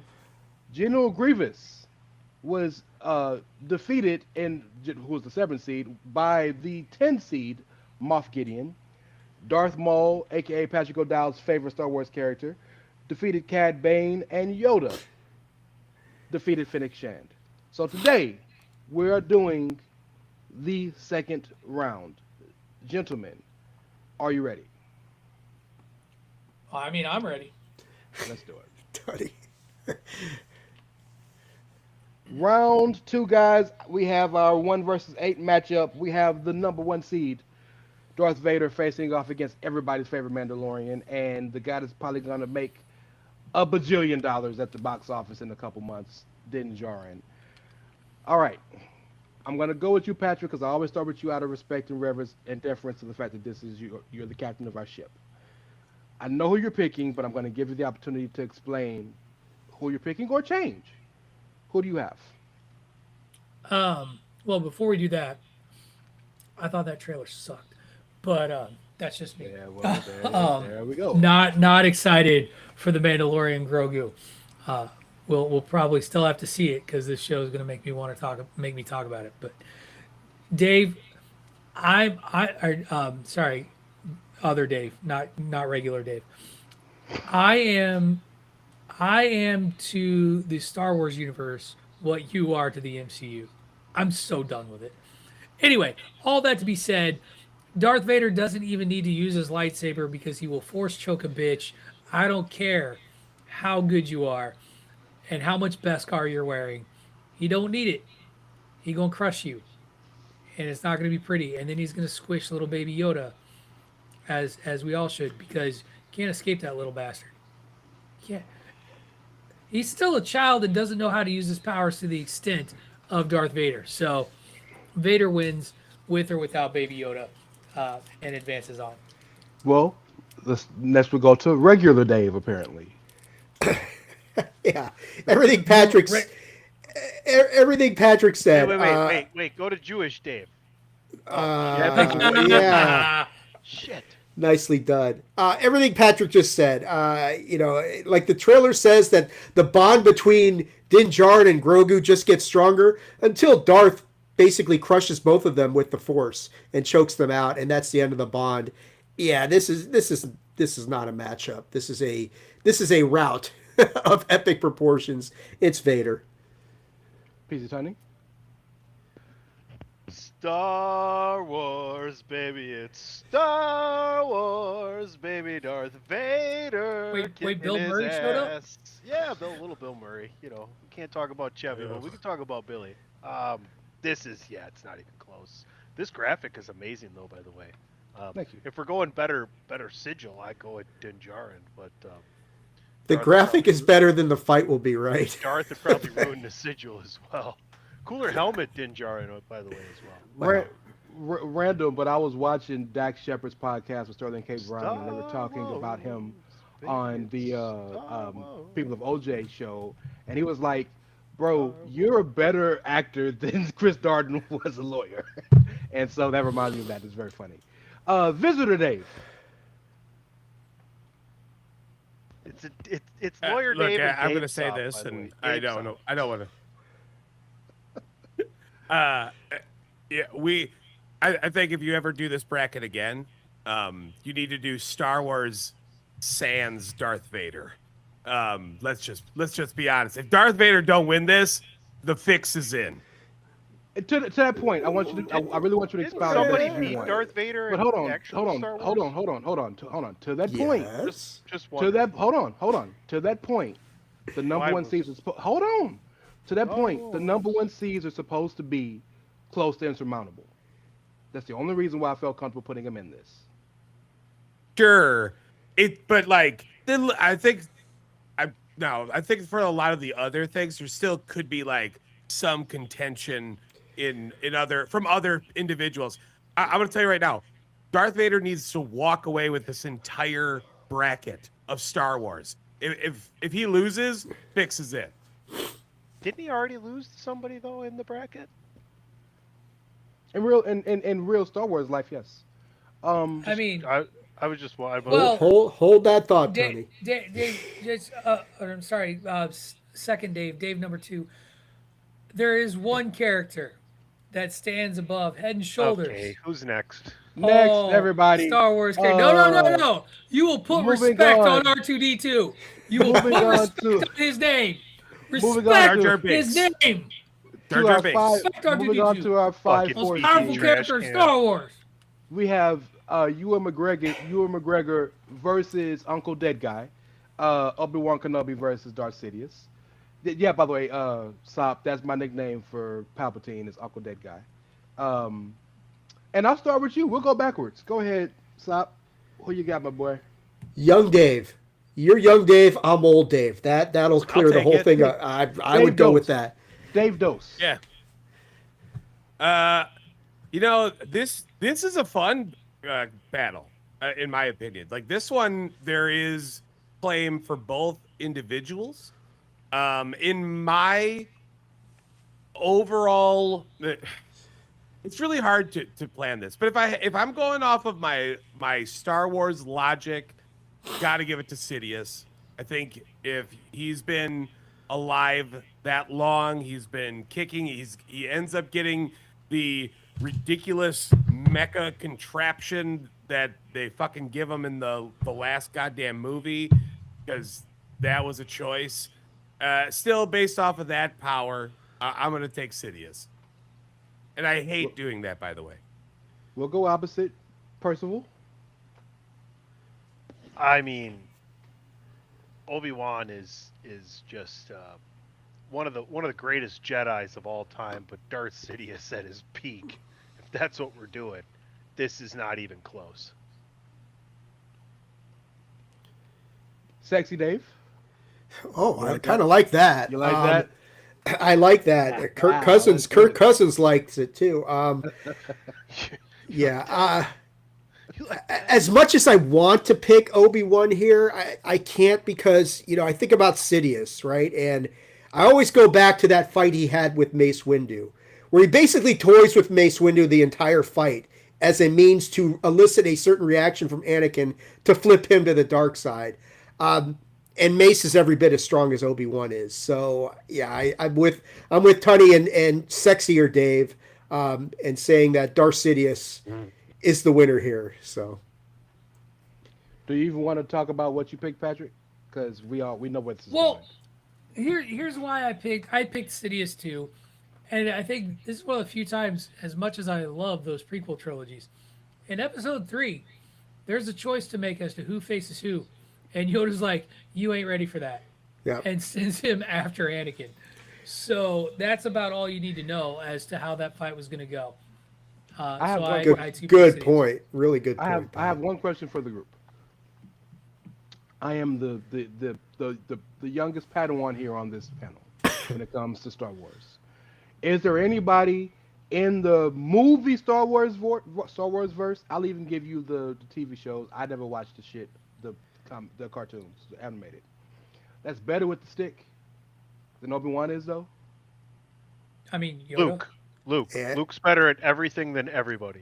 Luke is the most powerful person you could ever. make- When we come to the end of what we've just had for Star Wars movies, Luke's more powerful than everybody. It's always been about I didn't Luke. say It will powerful. always I'm be talking about about Luke. It'll always skill be with the about the stick. Jedi. Well- It's all Star Wars, but it's all Luke Skywalker. Period. Point blank. And Don't Simply forget talking about skill Yaddle. with the stick.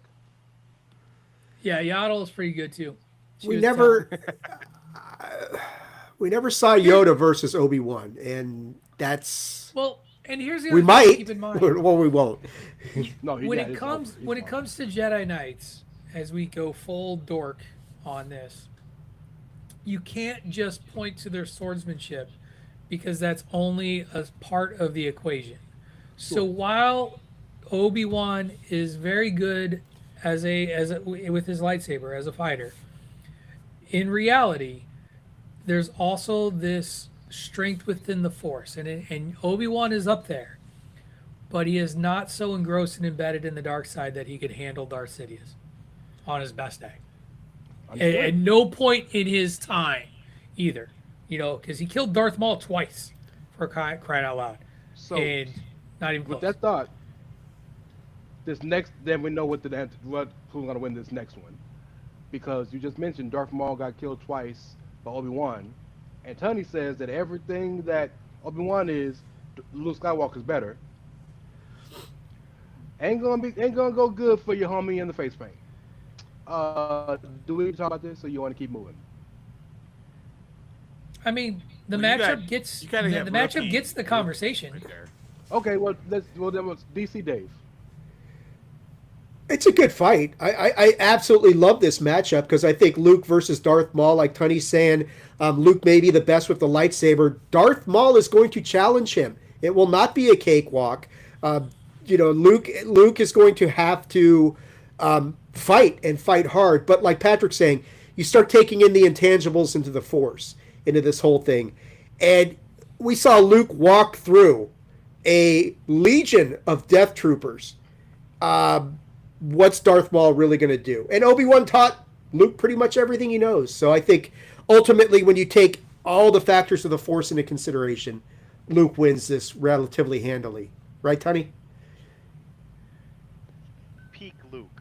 Let's just think about what that is. Okay, I'll carry that with you. Next. Milwaukee Dave. Yeah, I'd pretty much echo all the other sentiments. And Southern Illinois Patrick. There is an argument. We keep hearing Tony spout over and over and over again about how amazing Luke is and that he's the greatest fighter of all time. Who, he trained for like 10 minutes in a swamp, and that's basically his training. Like that's Just came naturally to him. That's why. Right, he's so good. And don't get me started on Ray, who literally picks up a lightsaber and just goes. Like that's a whole other issue. Ray, the person on the show, not me, but for the those you listen. Right, yeah.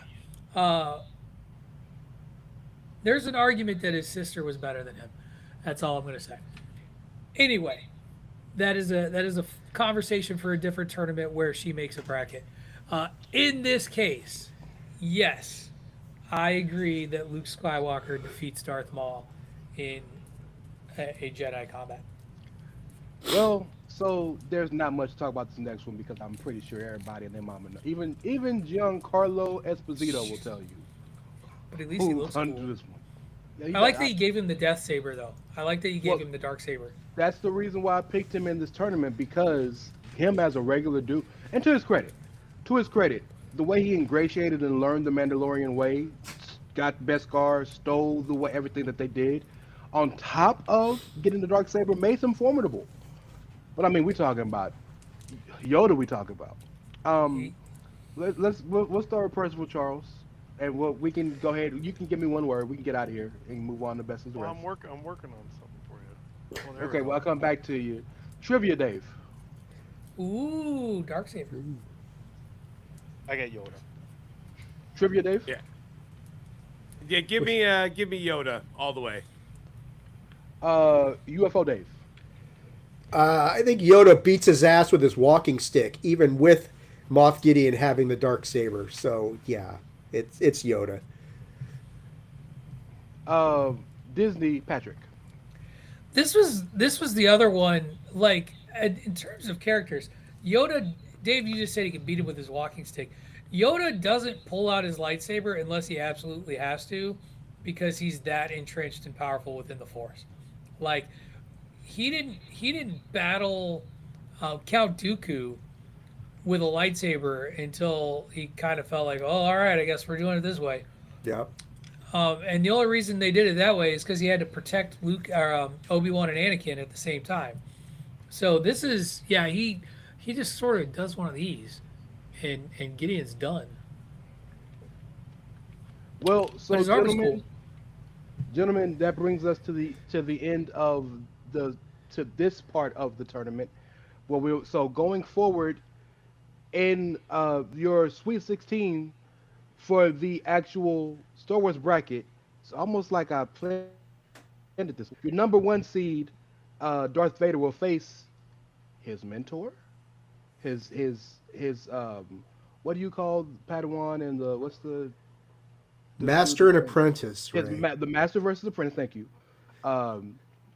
Number 4 seed Darth Sidious, where the number 3 seed Luke Skywalker will face his master, the number 2 seed Yoda. Could be interesting. Moving forward to the best of the rest, gentlemen. So best of the rest was an amalgamation of like all the other things that could be involved. So like I ended up using the movie theme because a lot of them had movies or have worked with movies, but there's some mythology in here. There's some literature, bing, bang, boom, whatever. So looking at where we've gotten so far, God bless the Baba Yaga. He did his best, but Godzilla just sneezed and killed him. Jason Voorhees won the Battle of the Monsters against Michael Myers, 8-9. The OG Terminator T800 beat John Rambo, and Kong 8 Conan the Barbarian, even though Conan tried. The number 3 seed Goku took out Jake Sully, or as how you say it, Tony? Suleiman. Thank you, sir. The 6 seed Predator continues to whoop that ass of the Xenomorph. Dracula, in a shocking defeat, loses to Pennywise the Clown, and Sauron. Sorry, Harry. You a kid, bro. It is. He Avada Kedavered his ass. You're a wizard, Harry. In A many dead ways. wizard. All right, Patrick. On the match, we don't have much to talk about here, because to your point, stop. The number 1 seeds are pretty insurmountable. I don't think there's any way any of us are thinking I mean, Jason. he's already about to breathe him into oblivion. Like the picture shows what's going to happen here. Like, Damn, bro, he can't be yawning. Can't be yawning. Maybe he's tired. Well, he's dangerous when he yawns. Bored. But yeah, He's bored of this fight. He's going to look at the machete guy, who he's not even going to see. He's actually going to be busy destroying just Camp Crystal Lake with his flames and just wipe it all out. Rest in peace, Jason Voorhees. Well, so all right, then go ahead. Let's go to gray hair Dave. Yeah. Jason is interesting because of his ability. You can't really kill him, as we've seen, but then again, he has not yet shown his ability to reconstruct himself from. Point of order. Jason died. Jason died. Yes, and was as a mortal. resurrected, resurrected through stupid lightning magic. Okay. Jason died. Well, let me get to the point. We have not Jason seen. We have not died from a boat. He died from a boat. He died from drowning. But what we have not seen in the movies is Jason find a way to reconstruct himself from an atomic level, which is what is going to happen once Godzilla nuclear breaths his ass into the quantum realm. So yeah, it's Godzilla. Percival Charles. You got to put your microphone down, buddy. Oh, thanks, Dave. He's going to eat him and take him with him on the rest of the tournament. There you As a go. snack. He's gonna shit him out in the Sweet 16 and get. Dirty blonde hair Dave. Is that me? I don't know realize what your those- hair color is. Is it are you? Yeah, I mean, I have more grays than I do dirty blonde. Well, dirty blonde I'll take slash that. gray hair Dave. Yeah, you know what? I'll take Kurt Russell and Monarch beating Jason Voorhees. That's how confident I am in this. Good answer. Nice. Good one. answer. Jason, we hardly knew Kurt you. Russell from Monarch moves on. All right, guys. Arnold says he'll be back. Terminator versus Kong. I will say, He won't be back. physically, this is imposing. But we're talking about a dude that is not a dude. He's a dude playing a dude disguised as a computer dude. We will go to Wrestler Dave.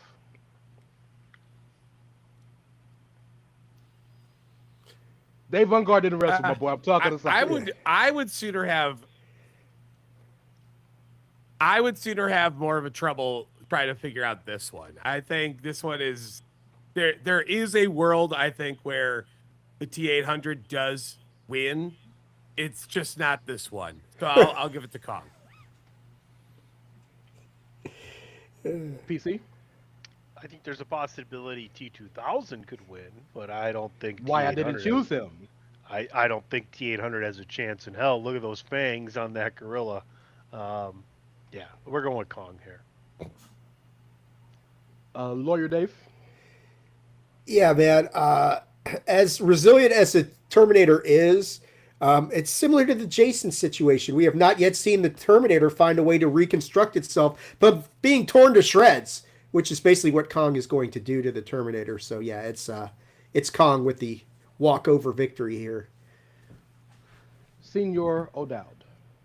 Yeah, I don't have much more to add here. Again, the sheer size of Kong, his ability to pick up and just toss this machine and crush it into submission eventually. No matter how many different times the Terminator comes back, results in a victory for Kong. Yeah, he'll keep coming back, and eventually Kong just gets annoyed with the whole fucking thing. And Smashes him Hulk style. Who knows? Yep. All right, guys. The number 3 seed Goku faces off against the number 6 seed the Predator.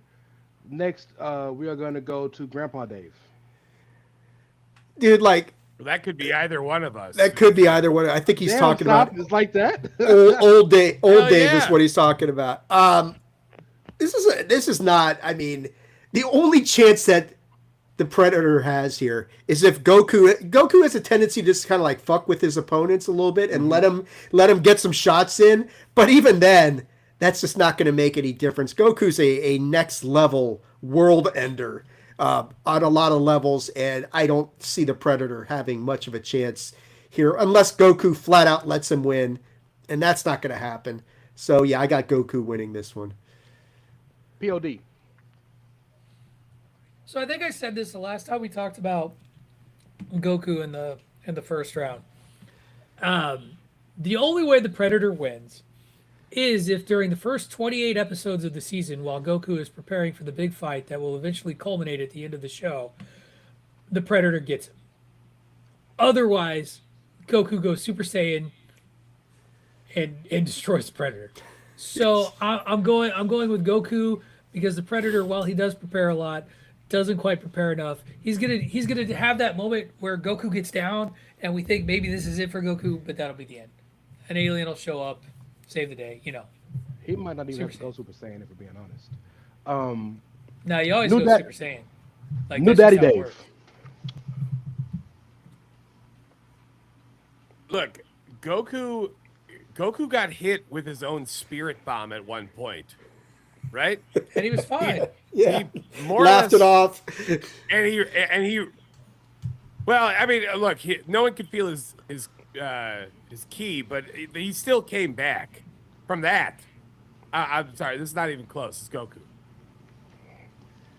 Mr. Tony, do you even want to talk? I mean, Vader, Yoda, Godzilla, and Goku. These are all just annihilations. Well, you mentioned Goku instead of the next person, our number 2 seed. He likes rings, while the other guy likes balloons. Pennywise the clown, who personally am still shocked got through this bitch, against Sauron. Our number 2 seed, Lord of the Rings. Um, Tony, you're the only one that ain't started yet. Go ahead, brother. I think the biggest thing we've talked about the last time we did this, and Pennywise was a combatant, was his ability to control fear. Sauron is so confident and ridiculous that he doesn't know fear. So there's no chance for Pennywise to have any ability to win this matchup. Give me Sauron here. And we will go the opposite way, and we will go with Nerf Dave. Which one's that? Yeah, that's What is the big ass that is Nerf a- jacket Dave on? Wirtz is a big Nerf Oh, gun that's guy. me. I got That's- there you go. Got one right there Oh, next to him. Yeah, he's I ready to go have- at all times. I have over 1,000. But yeah, that's neither here nor there. Cuddy said it perfectly. Sauron feels no fear, therefore Pennywise has no power, which realistically means he should have lost in the first round. Thank But, you. You know, Thank it you. is what it is. Dracula's afraid of light. I'm going to take full credit on the swaying arguments that I made to get Pennywise past Dracula, because that was all Patrick O'Dowd. Well, why you patting yourself on the back, brother? Go ahead. Nagila, Patrick Horowitz, he did his job, villain. Yeah. Go ahead, brother. Um, Give us your thoughts. As Dave pointed out, Sauron fears nothing, like literally nothing. There is nothing in his dreams that haunt him at night, other than Aragorn and a sword, and I don't think that's going to be enough. Or Gollum's ugly face. What's that? Gollum's ugly face. Waking up to that. No, that doesn't scare him. Yeah, it scares some people. He captured Gollum. Well, his forces captured Gollum while he was an entity and tortured him. No worries there. Like Dracula actually has a lot of baggage when you really get into it that you can manipulate and exploit, which is how I made the argument 2-3 weeks ago, whenever it was that we did it, was that it's really about Pennywise capitalizing on more than just sunlight, but his lady issues as well. Sauron has no lady issues. Sauron has none of that. Pennywise is done. And we will finally end it here with them dogs be barking, Dave. The only thing that Sauron fears is the One Ring getting thrown into the fires of Mount Doom. And unless Pennywise stole the One Ring from a certain hobbit somewhere and raced to the mountain and somehow got around, and that's really not Pennywise's style. So yeah, this is Sauron pretty easily, and match over. So those of you bracketeers who like going chalk, here we went chalk. Oh, we go on hard chalk. Our There number wasn't one seed- one dissenting vote amongst all of us today. It's as solid as it's ever been. The number 1 seed Godzilla next week, next week, will face off against the number 4 seed Kong in the. Is this the trilogy? Is this 3? Could Godzilla be. Kong 3. And the number 3 seed, this fight I'd like to see. The number 3 seed Goku's facing off against the number 2 seed Sauron. So, now, I've given you your Sweet 16 for both the Best of the Rest and for Star Wars. But because of how the tournament is working, we're gonna do the whole Sweet 16 in one day. So I've told you the two matchups for the Best of the Rest. Told you the 2 brackets for Star Wars. Going into video games, the Sweet 16. The number 1 overall seed Kratos from God of War is facing off against the bane of my existence in this fucking tournament, the number 13 seed Sonic the goddamn Hedgehog. Yes. That's real, Dave. That's real, Sop. That's real. They pushed Sonic through 2. Oh, he should be there. He should be there. Thank you, Dave. Sop, you almost got me back, bro. It was almost all love again. Chaos control, baby. and they will face the winner of the number 3 seed from Metroid, Samus Aran, versus the number 7 seed, Chaos, in actual Chaos, from Mortal Kombat, Scorpion. And going Doc's into got him beat.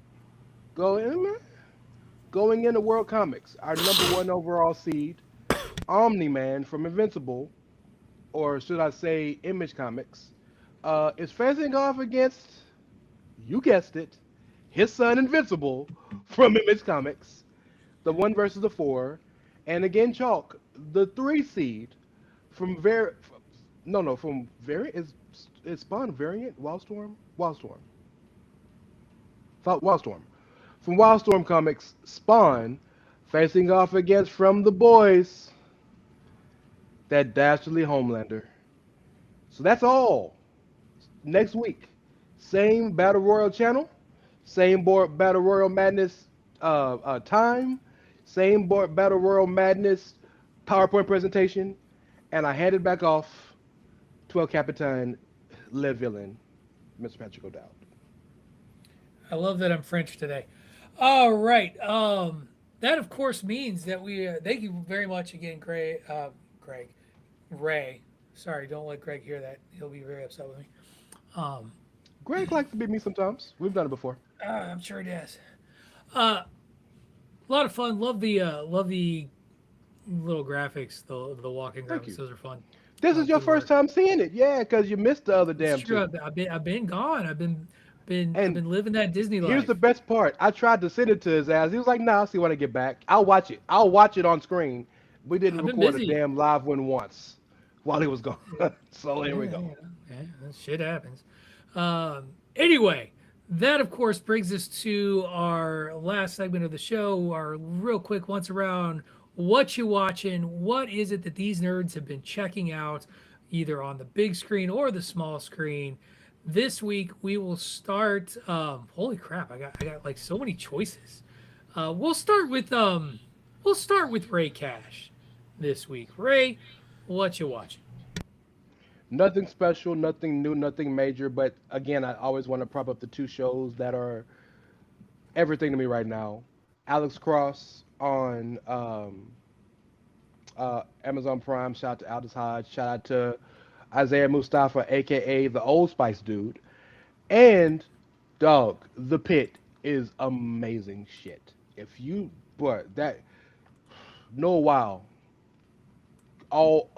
Every award you can get a man for writing, directing, show runnering. You want to give him the award for best He boom. won all the Emmys. He's won all the Emmys already for the first season. So it'll just Deserved. He's the fantastic. pit Those are my will shows. the pit will win Emmys for as long as it's on TV. The Pit is the drama version of what the Bear is supposed to be, but they put the Bear in fucking comedy so it can win awards too. I guess it makes zero sense. Dave, we'll go with Aesop. Dave. Yeah, stuff that I've been watching. I'll be honest. I've been checking out some of the classics. That's usually my bag. So my wife and I have been watching Blacklist, which has been a fun ride, and we watched most of The Pit. It's been good. So we went back and we're actually watching ER, which is going to be a fucking slog. I don't know why the hell she picked that, but that's what I get, I guess. A lot of That's seasons. a lot of seasons. God, I hope she's listening to you talk That's- right Hey, now. hey, I'd rather go back and watch No, ER she than watch doesn't give a Grey's. shit. Grey's got more seasons Oh, than God, Dave has yes. years. I That's got true. through about 4 seasons of Grey's and I had to go Uh, bye-bye. And I will say it is on my to-do list. I want to go and watch Primal really bad. I've heard good things Giddy about Primal. Sarkovsky's, and that shit's been looking fun. So I'm thinking about checking that out too. Cool. PC Tunney. Next Level Chef is in full swing, doing really good things over there. That's the 3-level chef show. That's with Gordon Ramsay, Naish Arrington, and Richard Blaze, having fun with that. What else? What else have I been watching? Not a lot. I've been watching The Simulator in front of me, trying to get ready for the golf season. So there you go. David Ungar. The 2 things that stand out to me that I've watched lately is I watched 28 Years Later, which was excellent, and I'm getting ready to watch The Bone Temple because that is now available for purchase, and I fully intend on buying it because I think you mentioned a few weeks ago, Pat, it was you who kind of lamented the fact that The Bone Temple didn't do so well at the box office for dumb reasons, So I'm looking forward to checking that out. And I did watch the first episode of season 2 of Monarch: Legacy of Monsters, which David mentioned, and that was excellent. I thoroughly enjoyed that first Haven't episode. started it yet. Haven't watched it yet. I won't spoil it other than like I do like the Kong look at the end of the episode, looking at everybody like, what the fuck did you just do? You know, I thought that was fun. So yeah, it's a good show, and like getting Kurt Russell back and the whole cast, I'm enjoying it so far. And of course, Night of the Seven Kingdoms, which we finished and have reviewed. I heard Yes. great Very things. Oh, dude, it's amazing. If you haven't watched it, watch it. You could probably watch it in a day. You could probably watch the whole season in 3 hours. Attitudeofaggression.com. Go to the YouTube channel. There's 6 episodes of us covering A Night of the Nine Kingdoms. Apparently so. So one of the best things about coming back from a long vacation is getting caught up on stuff that I missed. So I had 3 episodes of Shrinking to catch on Apple TV that I got caught up on. That was fun. I mentioned it. I'm watching currently. I've got 1 episode to go of Soul Power to finish that ABA documentary series. The PBA season, Professional Bowlers Association season, started last week with the PBA Players Championship, which made history as Brandon Bonta bowled. He's a rookie, was bowling in his first ever professional event. He made the television part of the tournament, started at the bottom of the stepladder bracket, made it all the way to the top of the bracket to bowl the best bowler in the world, EJ Tackett, and he bowled a 300 game. It was the only like the 13. It's unheard of. It's like the 5th rookie to bowl a televised 300 game. It was something to watch when that kid got locked in, and you could just see that he knew it. He was going to do it. It was amazing. The last person to do Was it?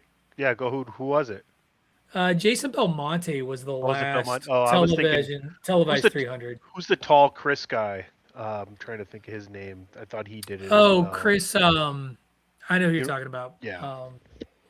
That's my But, yeah. Belmonte impression. Hey, because of him, he changed bowling with that him and Kyle Troop really changed bowling with the 2-handed style. This Bonta kid, who then didn't make television today, like because that's the nature of the sport. EJ Tackett, of course, he also didn't make the tournament. It's like or make missing the cut televised after part. winning a major. Right. Like, well, and that's the thing is that major is the only major that EJ Tackett has not won. And this kid shoots a 300, and Tackett had a good game. Like he shot like a 240, and which would normally win. But when a kid shoots a 300 on a tournament pattern, and different patterns on each lane, like it's truly amazing when that happens. 20-year-old Patrick just wants to kick the shit out of 47-year-old Patrick for the amount of time he spent about professional bowling. Tony, you're gonna love this. I started watching the revival of Scrubs, what Bill Lawrence is calling the true 9th season of Scrubs. Go ahead, finish your Scrubs review, and I have something else that I remember. It's very much like the show outside of the 9th season. Like they really didn't change much about the show, other than the JD character is now the chief of medicine. And how he manages that. And I think they broke up his primary relationship again because that's how that always goes on the show. He and Elliot are now divorced. But I enjoyed the first 2 episodes. Did they set my world on fire? No. But it was the Scrubs show that I watched and enjoyed for years when it was on TV. Am I a fan of Scrubs? No, we've talked about this. Am I happy that it's back for Patrick and that he's enjoyed his first? Absolutely, and Patrick knows that, right? Like that's the funny thing about the Bandwagon Nerds and the people that are inside of the Bandwagon Nerds family. Like, do we give each other shit on the show? Yeah, because that's a show. Are we happy when people enjoy other kinds of mediums that we don't? Am I thrilled that there's awesome horror trailers for these guys? I am. Am I going to check them out? The fuck I'm not. But the one thing I remembered that I did watch that I did want to mention, and I'm so glad you brought this up, is The Fall and Rise of Reggie Dinkins. Oh, I want to see that. Tracy Morgan, Bobby Moynihan. I can't remember the black lady's name who's in the show. She's from something so very familiar. Shit, what is it? Yeah, but but She's been Elijah in Wood too though. she's been in so much shit. She's probably the best part of the show. And then yes, Harry Potter's in this as well. Um, so I watched the pilot and they gave you the second episode right away. Awesome. Oh, Erica Finally. Alexander from Living Yes. Single. Yeah, she's fucking great in this. She makes this good. Um, Watch it, guys. Watch it. I'm pretty sure it's going to be just on the cock. It's not going to be on network television. It's going to be a streaming thing like the paper thing they did with the Office kind of spin-off thing. But for a guy who's a sitcom guy who's watched every sitcom from the 80s, 90s, and 2000s and firmly believes there's no good sitcoms right now, this, I'm going to watch it. Every sitcom. And I you love you, always say Dave. there's no I good love you, one, Dave. Stop. but you ignore Abbott. All Shirt of right. the day. Shirt of the day, Dave Stop, by the way. And last but not least, I also yesterday was the last day on HBO Max of some classic Mel Brooks films being on the streaming service. So I made it a point to watch History of the World Part 1 and Blazing Saddles before they left the network today. So those are a couple of Hey, movies. Where that are I the took white advantage women of. at? God has given me these 15, 10 commandments. 10. Kills me every time. It's such a simple joke. It's such a simple, silly joke. But Moses dropping the tablet of one of the 15 commandments, which is why we only have 10, kills me every time. All right. That is going to do it for this week's edition. But before we get out of here, fellas, tell everybody how they can either find you on the interwebs, follow you, what you want them to listen to, anything like that. And we'll start this week with our good friend, the violent gentleman, Aesop Dave Mitchell Wartswaza, Nerf extraordinaire fan. Did you bullshit last week? Did you attempt to bullshit last week? Yeah. Yes. Feel free, people. You could send me messages. I probably won't respond to you. That's okay, though. But more importantly, go and listen to my podcast, Benchwarmers Trivia Podcast. It's a lot of fun. It's a great time. We do some crazy sports stuff. There's wrestling in there regularly, among some other great nerdy entertainment things as well. And you can't get much better than that. So, yeah, do that. Benchwarmers Trivia Podcast. Ray Cash. Follow me at Reverend Benchwarmers. Reverend Raymond S. Cashington, Esquire. Sorry. Thank you, my good man. Follow Say me at his Benchwarmers damn Podcast. name. Gotta put some respect on it. Respect. Follow me at Benchwarmers Podcast. What's that? What's up, Sid? David Ungar. Well, for the time being, you can only check out the No, Dave, website. you should tell them to follow me, and then Tony will tell them to follow you. It will just all skip. That's what Yeah, you should do. you can follow me at It's Ray Cash. That's REYCASH as in dollars. But for now, go to the website, attitudeofaggression.com, and of course, check out the YouTube channel, Attitude of Aggression's YouTube channel. And in case I forget, fuck X. There you go. PC Tony. You can follow me at PC Tunney. Continue to listen to everything Chairshot Radio Network on all of your favorite streaming platforms. TheChairShot.com, ProWrestlingTees.com/TheChairShot, AttitudeOfAggression.com, and of course on X at Chairshot Media. If you want to see every single time there is something new on TheChairShot.com. And you can follow me on most of the social media platforms at Wrestling Realist. That is at WRESTLNGREALIST. Make sure that you're following us on the Bandwagon Nerds channel as well on X at Bandwagon Nerds. You can catch me every Monday, Tuesday, and most Wednesdays here on the Chairshot Radio Network. Mondays talking nerdy stuff with these guys. Tuesdays, though we haven't lately, and we're not dropping a Four Corners this week. Just Game Gone Wrong on Tuesday. Yep. 30 And then- mindless minutes on Thursday. Wednesday, we'll fucking see what happens. Wednesday allegedly will be the Greg DeMarco show. Greg DeMarco and Patrick O'Dowd until one of our kids has something Just on a listen to Tuesday Game night Gone that Wrong requires again us. this week, probably. Anyway, or you can listen to us talk about wrestling. We're going to tell you why everybody needs to get over themselves over Danhausen's debut. Because, good lord, people need to chill. Ugh. Anyhow, Why did they like the guy hire or him? hate, who cares? This isn't that show. He's And I'm not gonna Punk's talk about it. boy. That's Punk's All boy. right, all right, Come on. everybody. Dave, start muting people. You've got a dog on your lap. He We're won't. not doing this. We're not doing this. We're not doing this. Thank you, everyone who listened to us live today. I appreciate you. Don't be afraid to ask questions in the future. For the rest of you that are listening on the recording, of course, we love you. Thank you for listening to the podcast. Remember to like, subscribe, do all those things that you need to do to keep listening to the Chair Shot Radio Network and Bandwagon Nerds. This is going to do it for this week's episode.